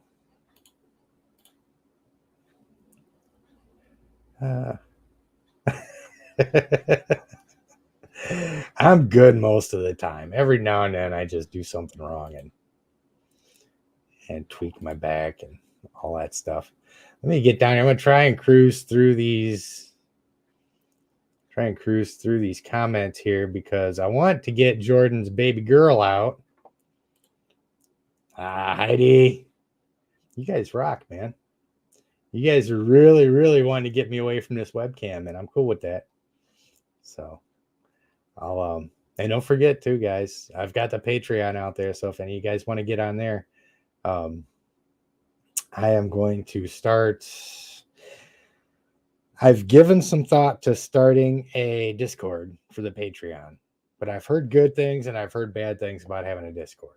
So I think one thing that I would really like to do is to start doing kind of like Garrett from Reach Out Reptiles does. He does a Zoom call for his Patreon. He does it like once a month.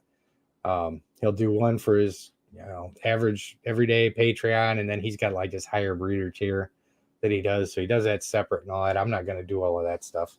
I mean, anybody that's supporting the channel, just supporting the channel. So I'd like to do a Zoom call, maybe once a week or something. I'll see how it ends up going because I do kind of like to do the live streams on Saturday. Even on weeks where there's nothing to talk about, it doesn't take anything but 10 people getting on. Now all of a sudden we've got a 3-hour live stream, and don't even know where the time went. But yeah, I would really think a Zoom call, open Zoom call for everybody would be cool. Just the same way Garrett does. So.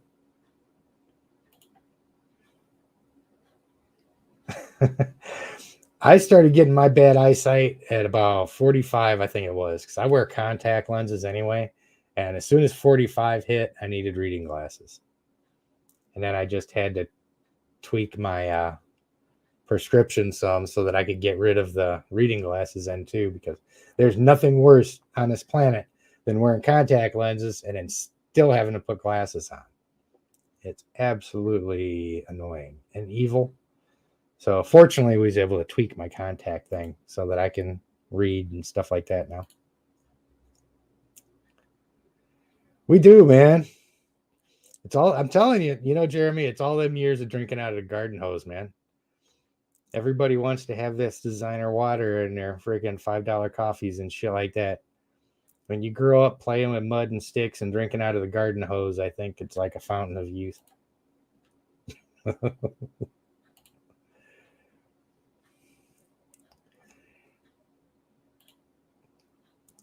Jenny, oh man, I appreciate that. Everything helps. You'd be surprised how well this stuff adds up, man. Every little bit helps. Definitely appreciate it.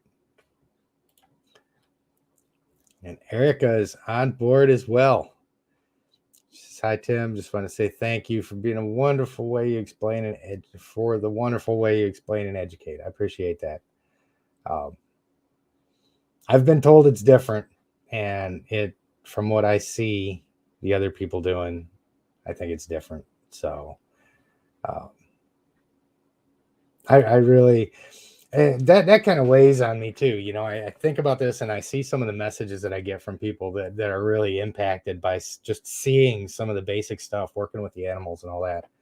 Um, and it's awesome to hear, and I'm always trying to think of something that I haven't already went over. Um, that could kind of help somebody with working with these animals without getting too repetitive. But I do need to at some point kind of go back through the very first videos that I've done where I didn't know how to look at a camera, and um, my personality was even more bland than it is today. Learning how to talk to the camera and just getting comfortable realizing that there is an actual other person there, and it is a conversation. So um so yeah, it's I try and keep things a little bit different than most of the stuff that I see.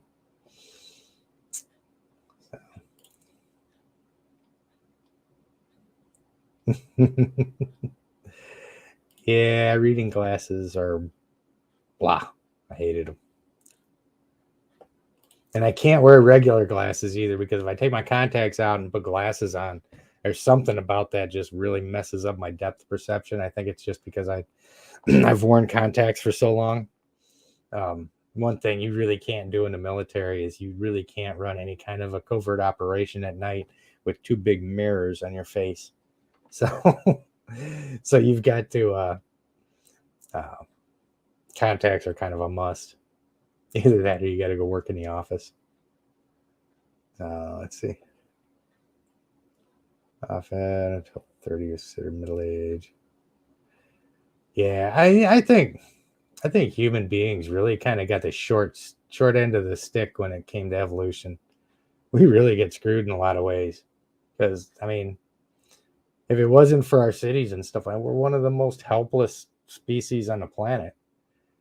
I mean, our you look at a snake, it hatches out of the egg, it bites you in the face, and then it goes off and hunts. Human beings, we've got to be coddled, you know, for years, completely helpless, can't be left alone. Now, can't even trust them to think for themselves until they're about 16, and then it just gets more dangerous. And then you can't trust them to really think for themselves and make sense until they're about 25, and then you got to kind of wait. And I'm hoping my daughter's watching this, because I'm kind of poking fun at her. I'm proud of her though; she's a smart kid. Hey, you guys are on it, man. We really appreciate the support. And yeah, I've got to deal with little serial numbers and heat codes and stuff like that off of stuff too. So I've still got to take pictures of it sometimes, and just kind of a bummer.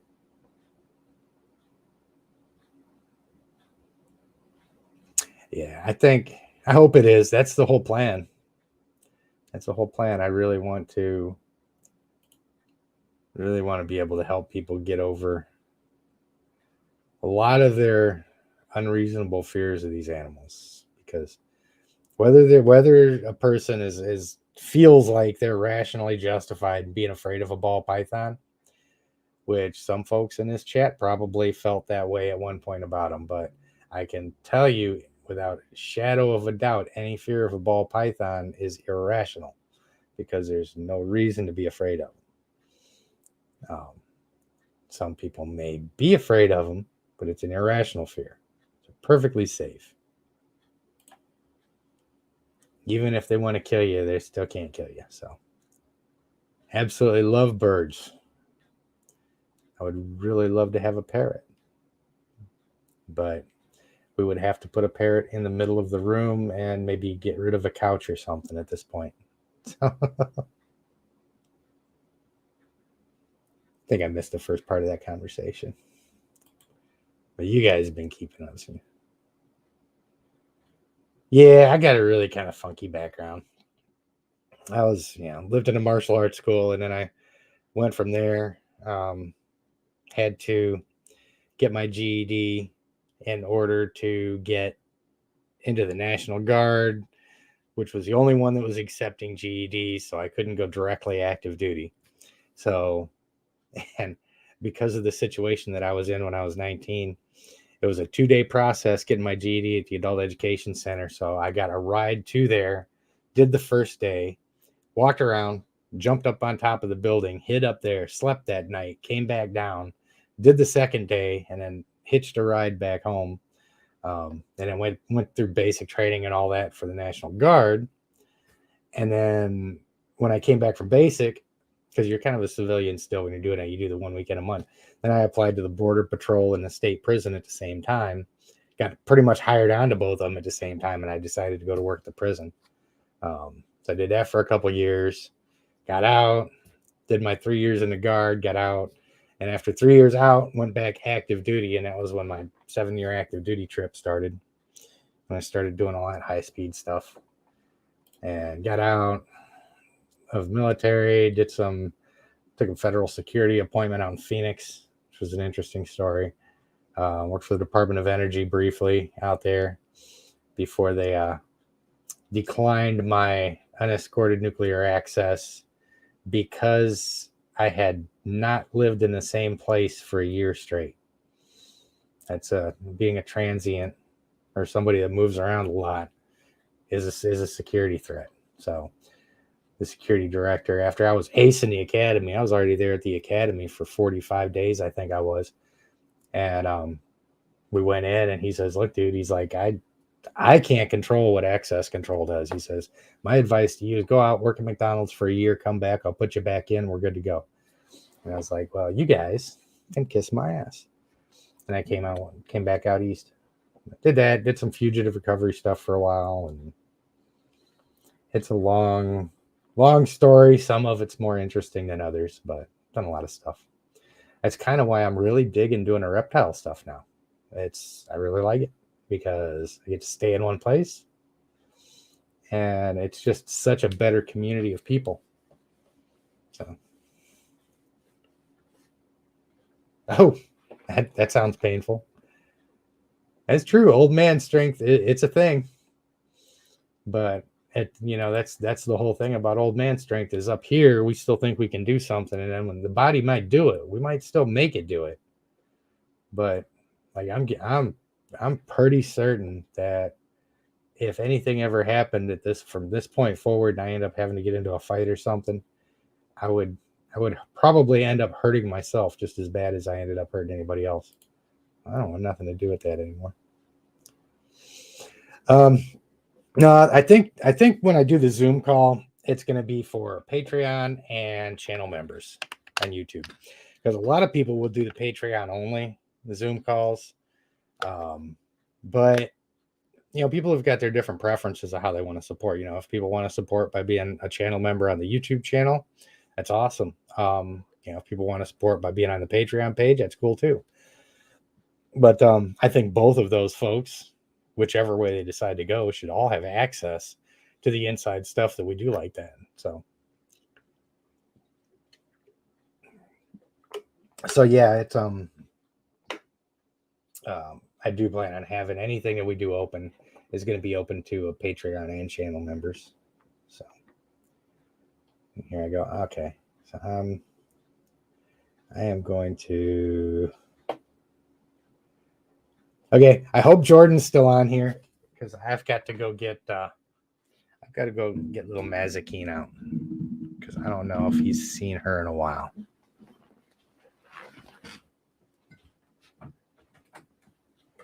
Hey, girl. Hey, where are you hiding at? Where you at?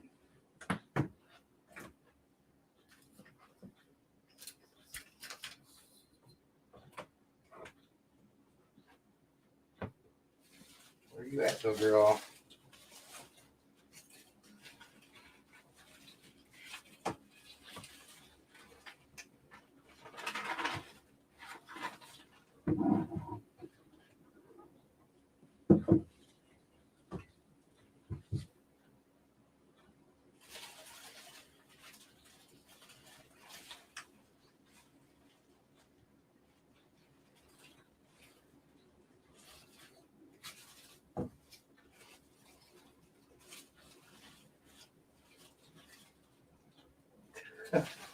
There you are.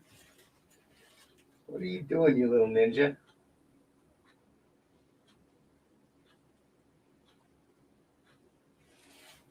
My God. Seriously?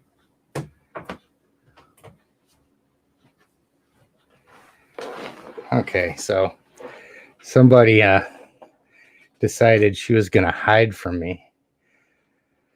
That's the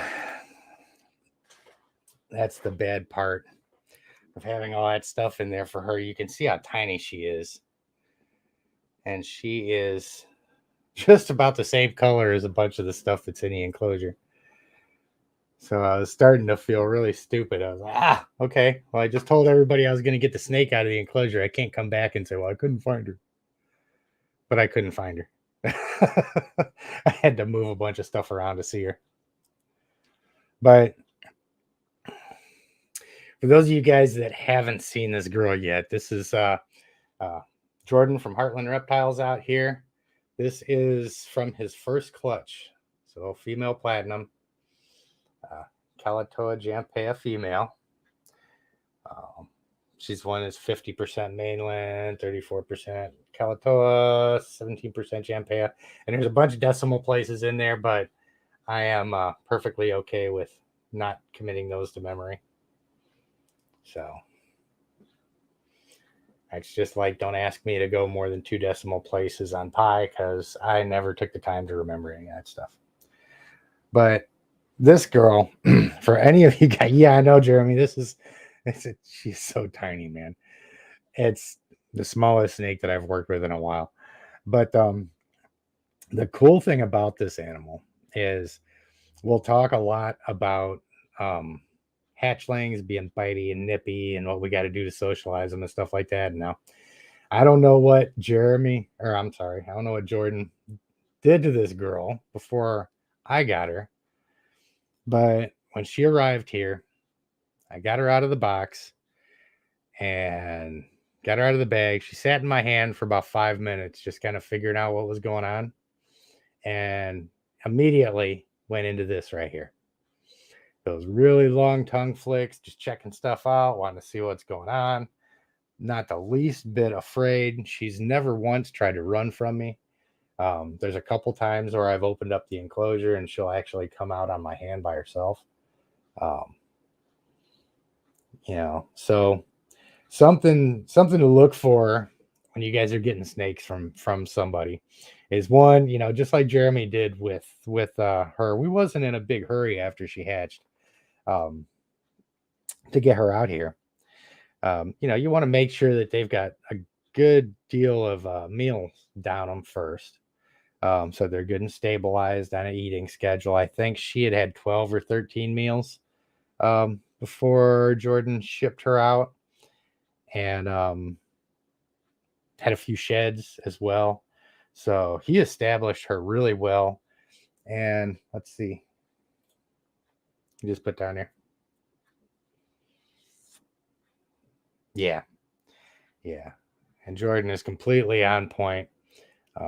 Actually, Katie Peoples out here has got her brother out here in North Carolina as well. And I watched the unboxing of him. It's the same thing. So I don't know, Jeremy or Jordan. I'm sorry. I keep I keep confusing those names. It's been a long day. But do you have any of those left out of that clutch that still haven't been claimed by somebody?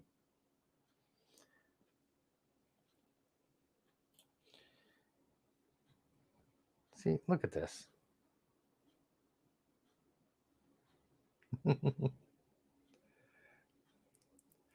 See, this girl just has zero anxiety. And like I said, she's just happy to be here. I know, right? Been called worse by better. Yeah, she's a sweet girl. Where are we at here? Albus. Oh, cool. Oh, okay. So you guys see what's up there? You can see this little girl right here. So out of this clutch, he still has 17 left. Antares, Platinums, and Wild types. So if you guys are looking for a dwarf retic whose parents, if I'm not mistaken, are fairly small, I think she's got pretty small, comes from a pretty small bloodline, if I'm not mistaken. Yeah, I wouldn't put it past her. You know what it is with my snakes, man? They're all fascinated with my nose. Especially Chloe downstairs, man. I'll make this real easy for you, Mitchell Davis. I love everything that's not human. Includes birds, fish, insects, all that stuff. And with the exception of reptile people, who are about the only people that I can really stand to talk to, yeah, that's it. Just about anything that you put up there, man, I'm fascinated with. We actually got stung by a scorpion, and that kind of sucked.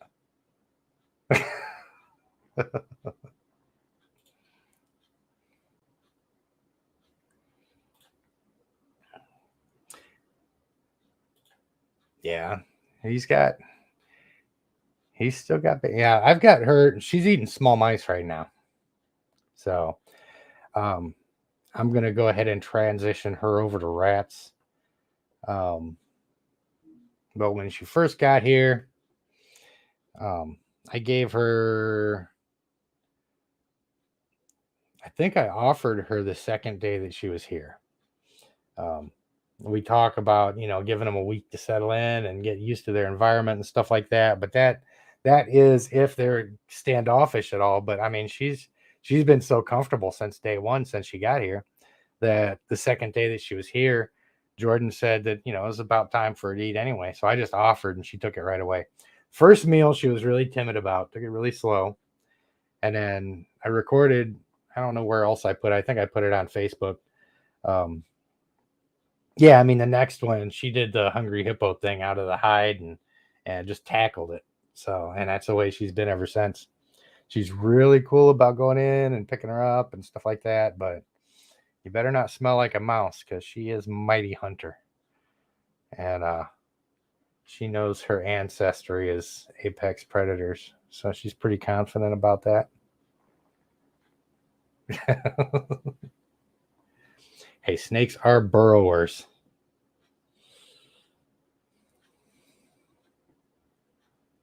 Where are we at here? 4.5.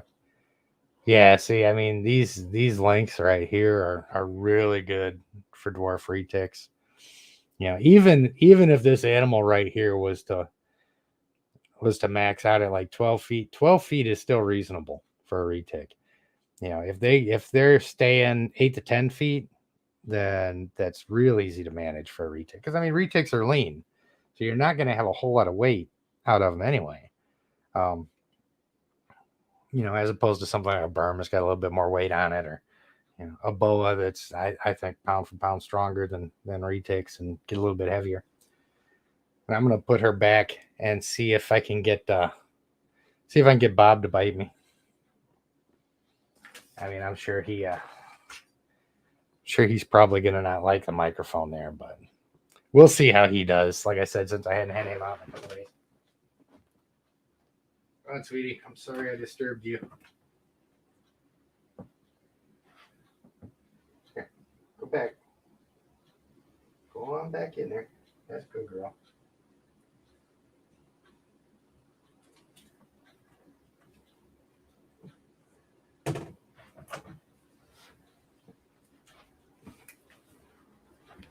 All right, so let's see what old Bob's gonna do tonight. See if he's gonna be kind of cool.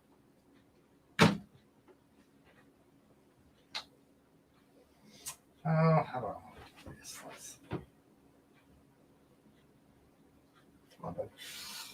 I know. I know, buddy. Where's your head at? You're okay. Come on, buddy. Come on. You can't hang on to the hide. Can't bring your house with you. He does it.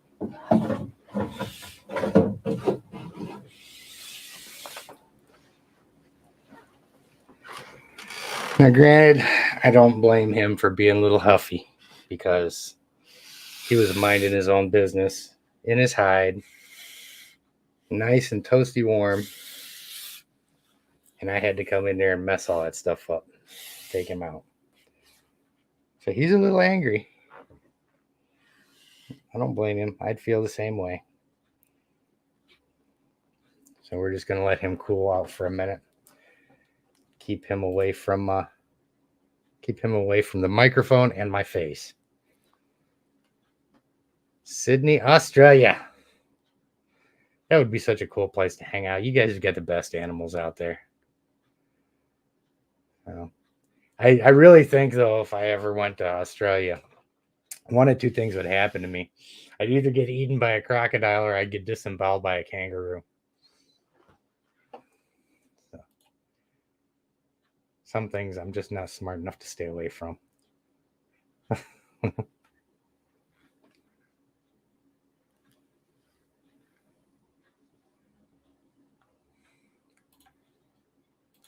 see where we're at. Trying to keep up with all of the chats because I'm terrible at that.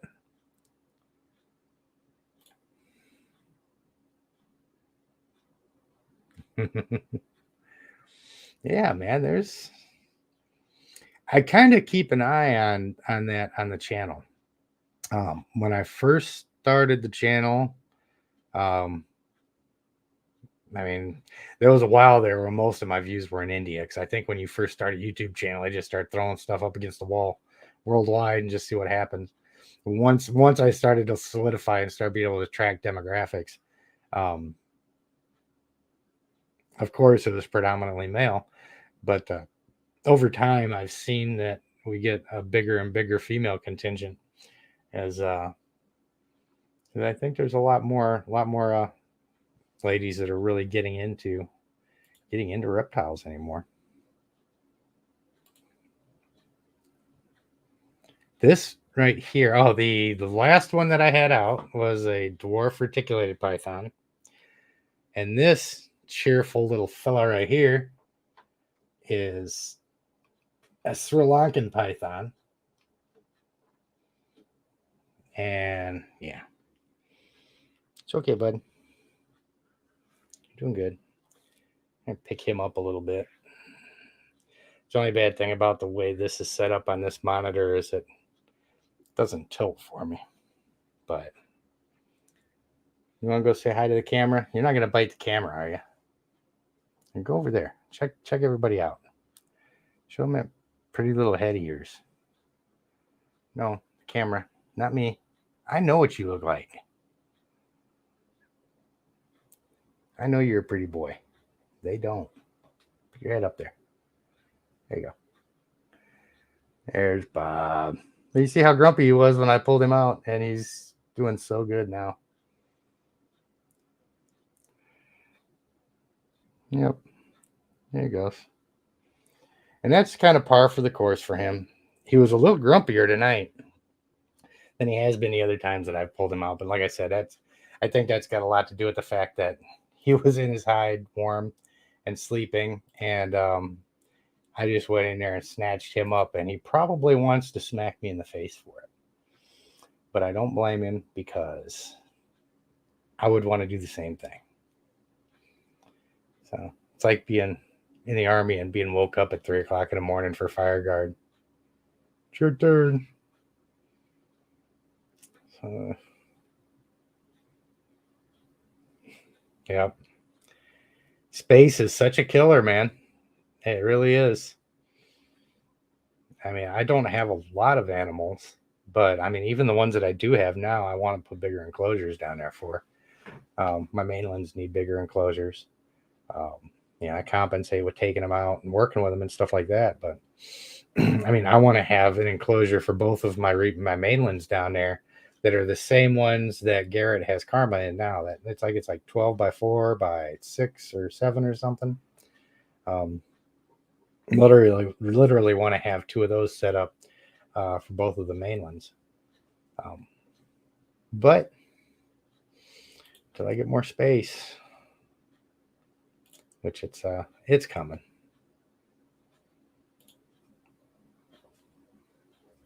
Like I said, we're not going to rush it.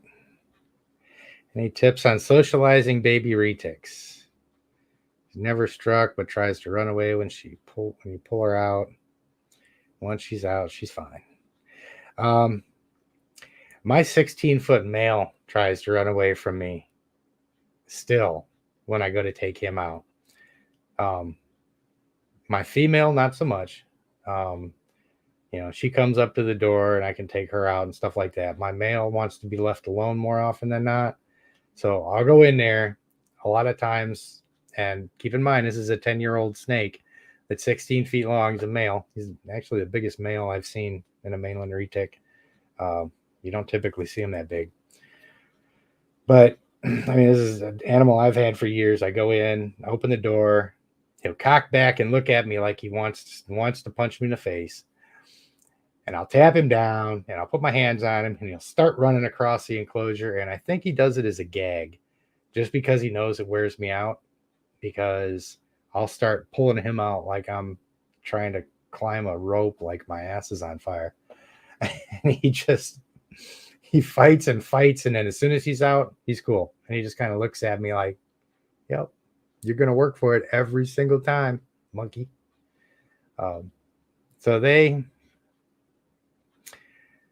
so they've all got different personalities. Like I said, he still runs from me, and my female doesn't. So your snake, they may continue to play that game with you the whole time you've got them, or they may not. All you can do is just keep doing good handling and make sure you're still building that good relationship with them. Treat them right, make sure that their housing and all that stuff's on point, and you'll either have one that wants to play cat and mouse with you or not.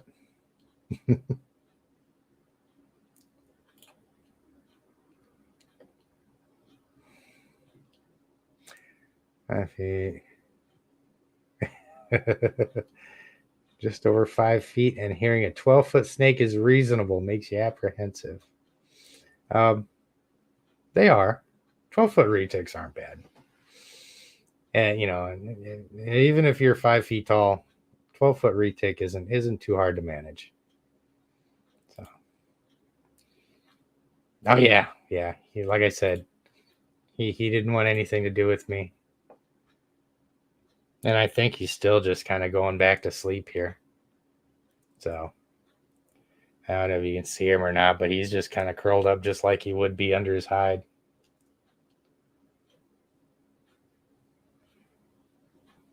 Yeah. I mean, Jordan's right. 12 foot sounds like a big snake, but it's really not. I mean, of course, say that haven't had worked with the big snakes. So, it's all relative to your experience, of course, but a 12-foot snake is definitely manageable. Unless it's a wild caught, or, it's some snake that's really scared of people or something, then if you've got a 12-foot snake that's terrified of people, you've got your hands full. Trying not to get bit. But if you got a well socialized snake that's easy to manage, you can trust, they're a piece of cake, and they won't break your back. Yep.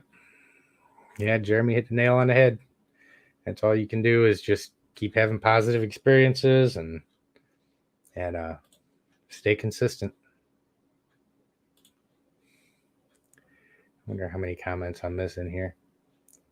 Ever since that last live stream when I had him out and he decided to pop me in a grill, I'm sitting here trying to keep up with comments, and all I can imagine is him just jumping up and biting me in the chin, just to be a little jerk. Let's see. All right, I'm going to make another cruise down here to see if I can catch up with the. That's just fun. Oh, yeah. Yeah, he's doing really well, whether he wants to or not.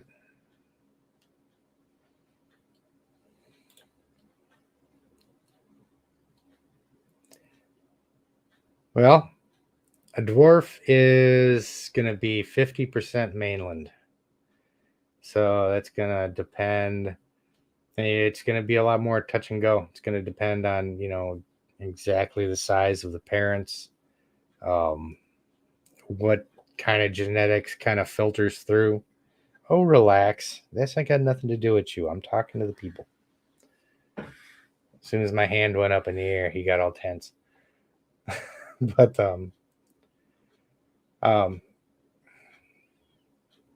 I wouldn't be surprised to see a dwarf go 12 to 14 feet. But of course, you can get them 8 to 12 feet as well. It's just kind of like a toss up.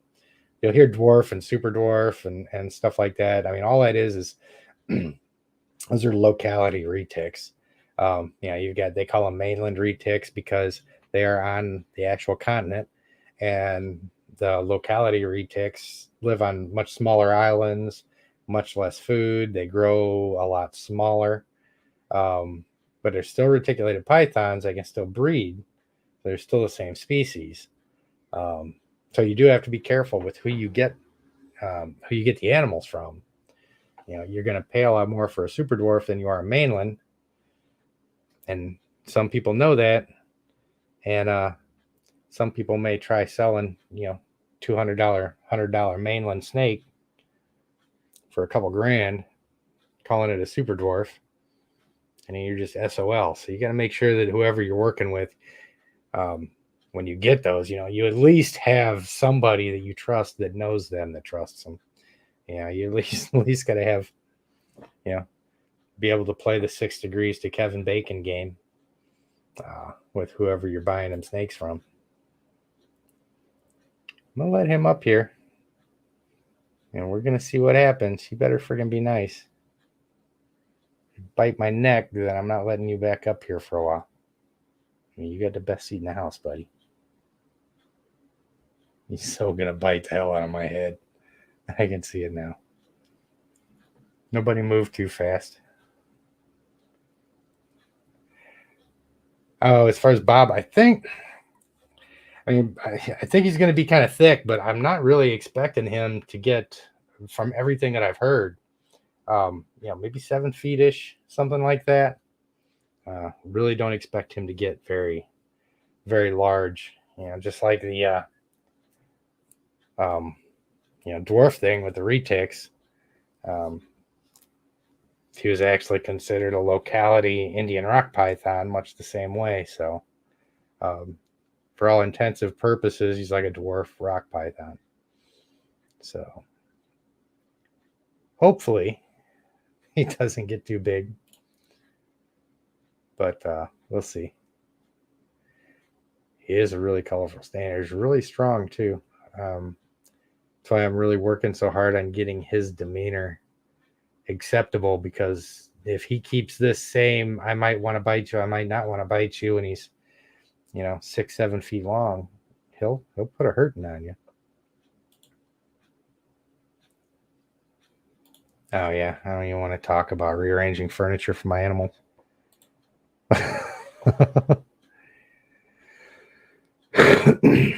Yep, I've asked myself the same question, Heidi. I like, okay, maybe if I get rid of my dresser and I put a retic enclosure there, maybe I can put a couple drawers underneath it for my clothes. If I throw away all the stuff that I don't really wear, maybe put everything in a suitcase and give the rest of it to the snakes.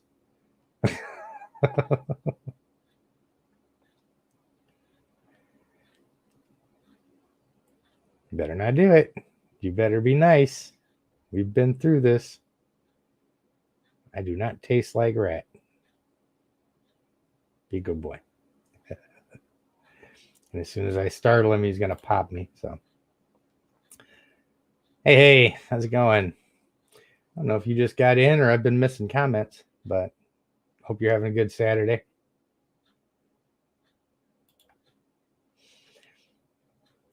Yeah, and for those of you guys that don't know, too, Jordan, Heartland Reptiles up there, he does some um, high end enclosures as well. Some powder coated aluminum stuff that looks really awesome. Uh, so if you've got an interest in those kinds of enclosures too, I would definitely touch base with them.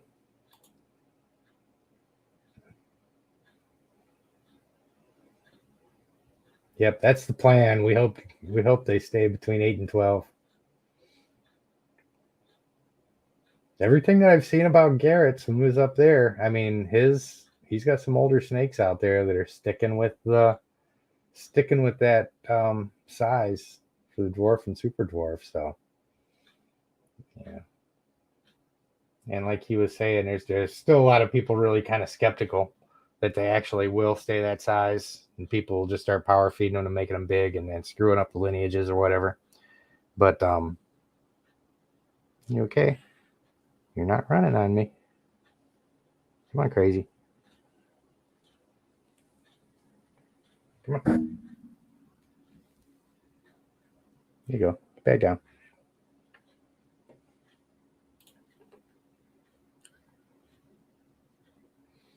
She might. She might stay like that to where she'll run away from you. She might turn 180 degrees and just walk right out of the enclosure as soon as you ask her to. It's hard to say. I mean, they will change they will change as they age, as they mature and mellow out and stuff like that. Like I said, my big male retic down there, when I first got him at 12 feet long, he chased me out of the enclosure snapping. He hated people. He was not treated well, but we came to terms. And if you're starting fresh with a hatchling, then that'll make it that much easier.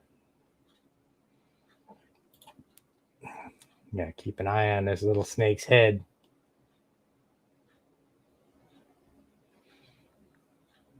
Oh, are they? She was saying a snake discovery speaking out more in their videos now. I haven't seen a whole lot of their stuff recently.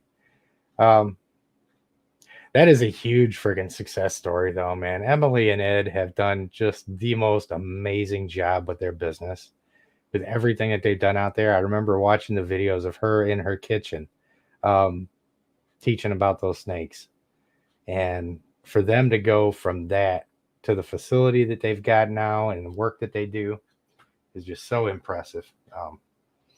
They are both just awesome people. I haven't met them yet. I haven't been to a whole lot of big community events like Tinley or anything like that, but at some point I will. I'd like to meet a lot of these folks. Don't bite me in the eye, please. Just not the eye. How about we go down there? Bite me anywhere else except the eye. Or you can go up on my head. Don't fall, because you'll get scared and you'll try to hang out with your teeth. Yeah, see? Crazy ass snake.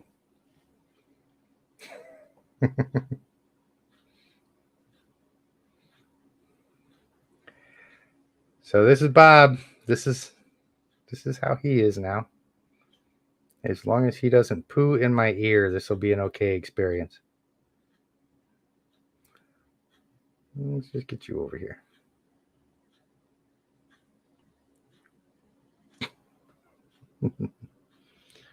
All right, let's see.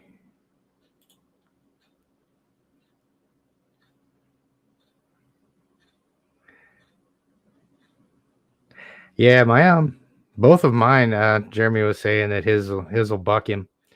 Um, Monty and Tigger both will still buck me sometimes.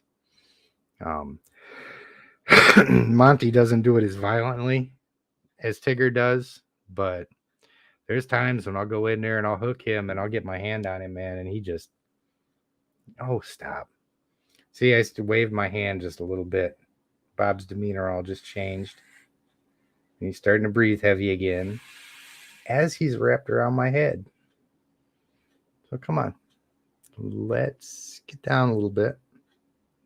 Just a little bit. Okay. Let's see if I can just quit moving my hands around long enough for him to relax. But yeah, like I was saying, man, my Tigger, I'll get in there and he'll buck my hand across the cage and then laugh about it. Oh, I was just kidding. Let's go do something, dude.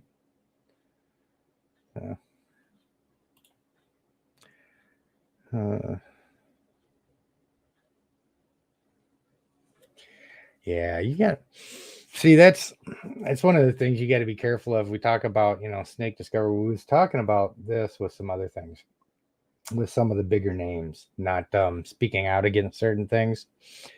Well, for somebody like myself or an individual who doesn't have a lot of capital wrapped up in what we're doing, and stuff like that, if we say something that somebody likes and they decide to sue us, I mean, what are they going to get out of it? Nothing. But if you've got something or you've got a lot of capital in it and it's worth something, you can sue somebody for anything. So, there's these, I don't blame them too much because they do have their livelihoods to think of. And I would much rather leave the saying something to others and still be able to have those same people doing the awesome work that they do than to have them really sticking their neck out and have a bad court case or something, and then have them lose it, So, but again, that just rolls back into everybody being able to do the community education stuff and things like that. If we all chip in a little bit, then really, we're stressing out. I'm gonna get through these comments and quit pushing my luck with him.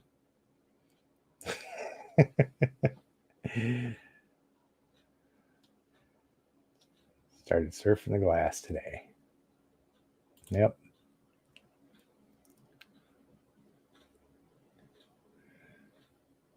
It is. It is much easier said than done. I always like to think that they're not going to bite you, but when there's a likelihood that they will, and you got to trust them anyway, it's like, okay. The only thing he can get me anywhere, I'll just be fine. I just don't want him to rake his teeth across my eyeball or nothing. So.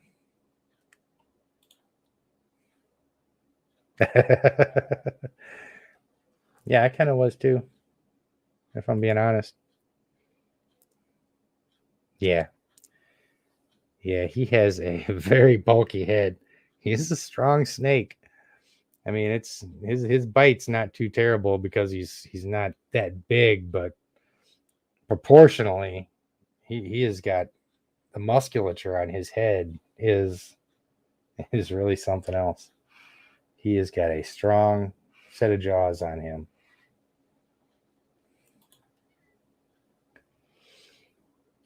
Yeah. I don't see this guy right here getting more than maybe 7 feet. There he goes. There goes the damn microphone. Come on. I'm going to go ahead and put him back. There's no sense in letting him stress out over that microphone. Come on, buddy. Come on home. Come on. Your hide's right there. You window licker.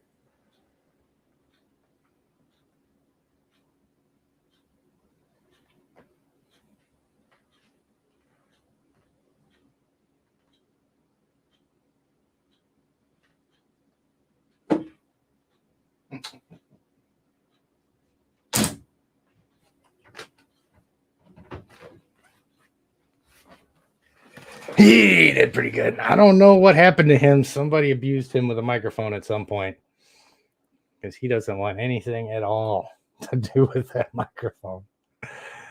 It's terrible.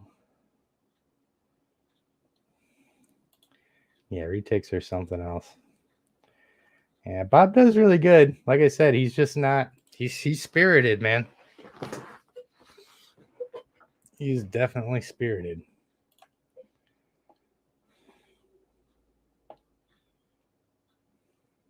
Yep. Yeah, it'll be really nice when she gets a little bit bigger and her markings and colors and stuff like that start to pop a little bit more. She's so tiny right now, it's hard to see.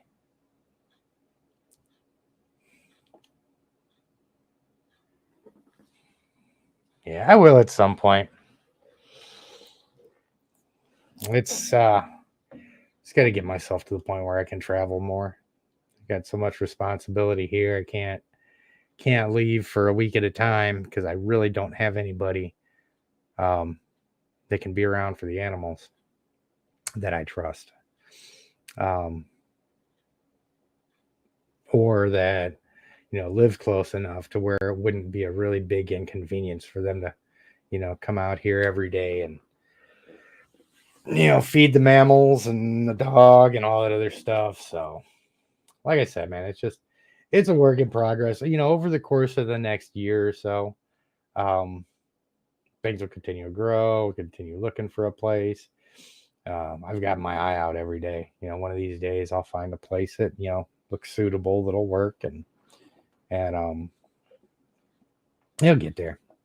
So maybe in the next year or two, I want to have it so that I can kind of start making my rounds. I'd love to head out to California. Gary Tarpley's out there. I've got to go see him.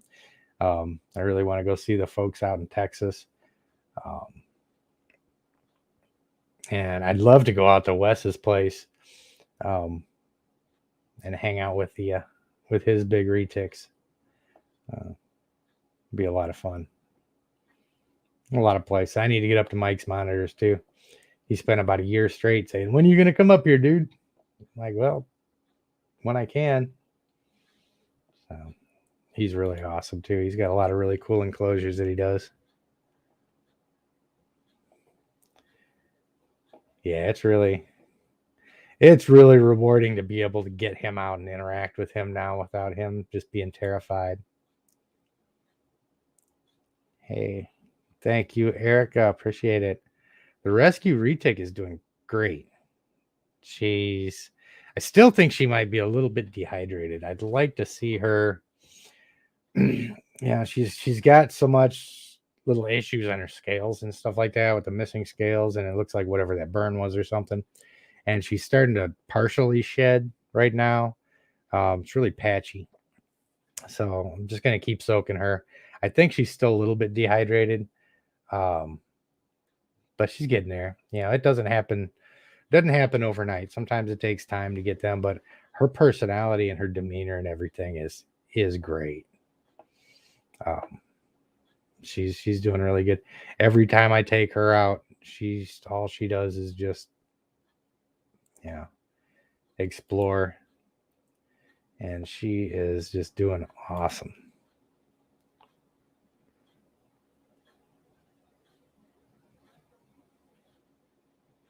Oh yeah. Yeah, that's exactly what I was saying with that. Once you've got a business and you've got once you've got something that somebody can take away from you, whether you're right or wrong, you've got to watch it because those people may try and take it away from you. So he is. I got very lucky with him, and really lucky with how quickly he's kind of come around. So, I mean, it was. Yep. But it was really something else. Oh yeah. Yeah, he's really easy to spook. I'll have him out and I won't be thinking and I'll move really quick and it'll get his attention and he's automatically on point, ready to get him. Yeah, I'm really excited about this girl. She is going to definitely grow into her colors really well. I don't know. It's I don't know what they can hear specifically. I do know they can hear. They've got the 3 inner ear bones, and the 1 inner ear bone is connected to their lower jaw. So, they can detect vibrations and stuff like that. But as far as frequencies, um, or how they hear it, those sounds, I don't know. Have a lot of people say for a long time, well, snakes can't hear. Well, if you've got the receptor organs there, just because they've got a sheath of skin over it, I can still hear. I've got my hands over my ears, So I'm sure they just hear a different way. But I don't know whether it's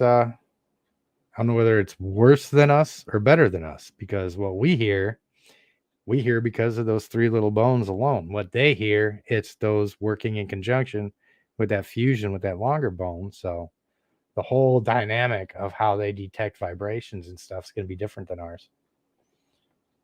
So I need to.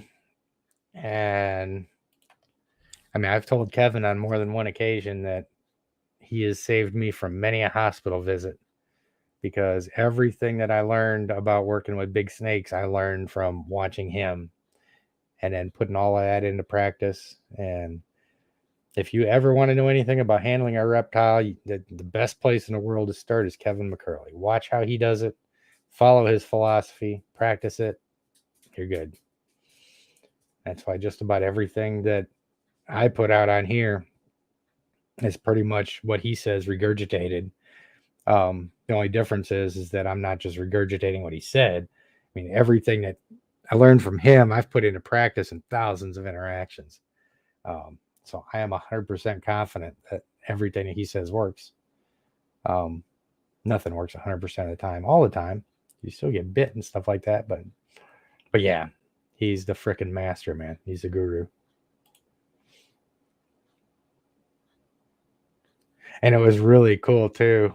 I had asked him some things about the Sri Lankan. I'd asked him about going in, if he's got another technique for going into the enclosure that stresses him out a little bit less. And he said that he preferred the flat hand technique going in. So I started using that, of course, worked like a charm. But I asked him if he had any critique, and he's like, man, he's like, such a small percentage of people understand how to work with an animal like that while they're biting at them. He's like, you're on it, man. So to hear that from probably the person I've got the most respect for in the handling community, to hear that direct communication from him it made me feel good. Yeah. It was good to know that he's on board with the information I'm putting out, if that makes sense. Because that's important. Above anything else, I just want to make sure that I'm putting out things that are accurate.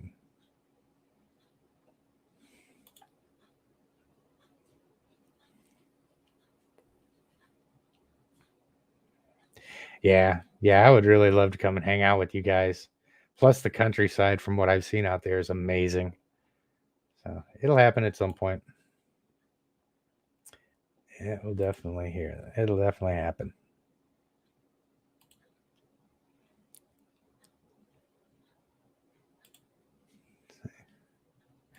Maybe that'll be a good thing to do when I finally get in a position where I've got somebody that can stay with the animals and all that. Maybe I need to just do one big vlog of starting here and maybe driving down, doing a lap through Florida. I'll go all the way up to Nerd and back up and around and hit Mike's place and Snake Discovery and just go along and just do like a live stream every day of going out and doing that stuff. That'd be fun.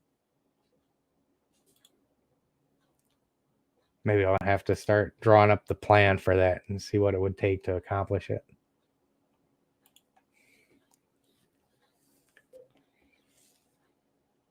That would make sense. That would make sense that they'd be able to hear higher pitches than us.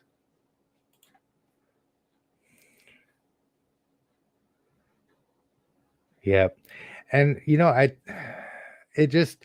stands to reason, if you think about it, that they would maybe have 2 different types of hearing.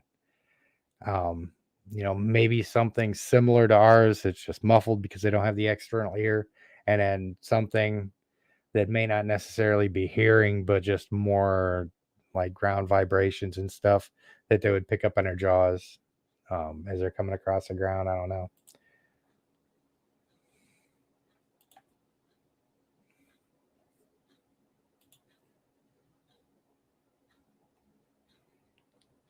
It's awesome.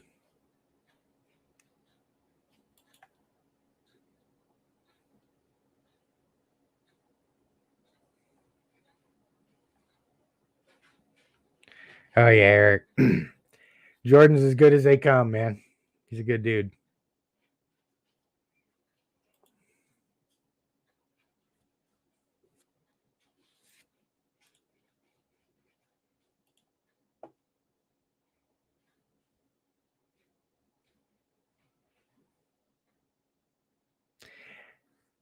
Yeah, I went from when I had my sport bike, I went from here down to Central Florida to see my mom one time on it. It was a nice trip. I loved it. I had a tank bag, and it worked out just right, man. I strapped my backpack to the back seat of the bike and lay down on the gas tank and just kind of prop my chin up on my tank bag and take off. I do miss my bike because I do hate traffic, and it's so much easier to avoid on a bike. That thing was either going 90 or 0. Now there was no in between.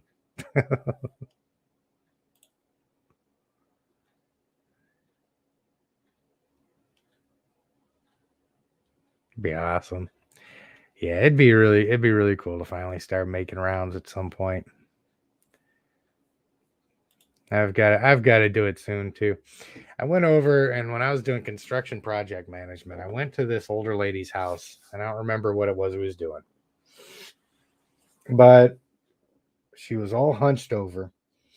You know, I think with her hunched over, she might have been like 4'7" or something. Gorgeous house, gorgeous walnut woodwork and all that stuff, and then a library and all that. And she says, you know what? She's like, I've been a lawyer my whole life. I've been working and working and working and saving money, and I wanted to retire and just spend the last 10 years of my life just traveling the world. You know, amassed all of this money, and now she had health issues come up, and she can't do it now. She spent her whole life working so that she could live for a little bit at the end. Got completely cheated out of that with a health problem, and now you go from working your whole life to just sitting there in the house alone until you expire. Sad thing. It's always in the back of my mind, you know. I don't I don't want to be in that position where I don't have that time in my life to where I could like travel and just relax for a little while, you know.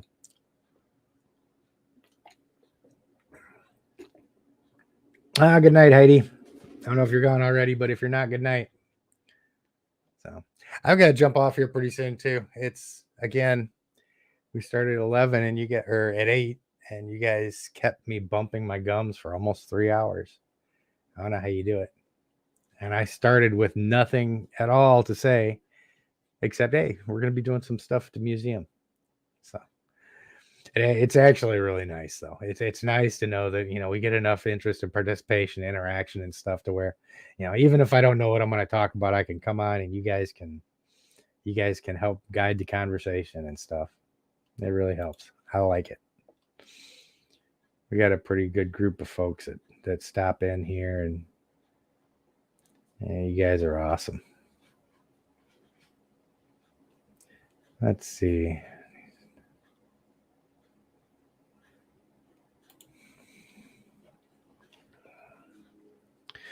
Yeah, I know, right? Well, so what I think the way I see things happening is once I get moved and I get more room and I'm in a position where I can bring somebody on that I trust, that I can start working with, that I can teach, you know, somebody that I can trust to go into Niles' enclosure and move him or work with him or move him into a tub or something without losing a finger or without him getting away from him and getting hurt or something like that. As soon as I find that person, and I've got enough room for them to work and stuff like that, then say, hey, would you mind staying here for a couple weeks, keeping an eye on things so we can go do stuff?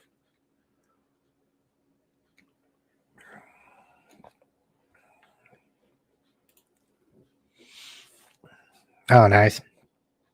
Yeah, a bunch of my buddies, man, they'd always send me pictures from the Dragon, and I'd never taken the time off to go out there. But it does look like it'd be an awesome ride.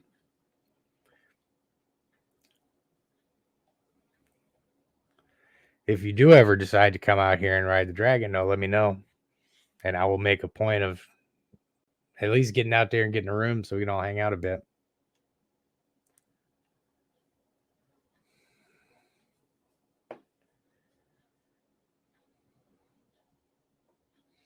Awesome, guys. Well, hey, I'm going to go get some last minute stuff done, and the dog is pacing. I think she's ready to go to bed. So for everybody that hung out with us, man, it was always good to see you guys. Good to talk with you. And what we got going on? Hopefully I have a rain day Tuesday. If we do, then I'm going to try and film one of the other videos on the list and try and get that out maybe Tuesday.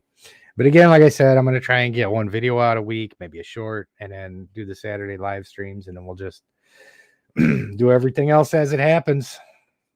So really appreciate you guys, man. I'm going to jump off of here. You guys have a great night. Have any other questions, feel free to hit me up on either the video comments or Facebook or Instagram, stuff like that.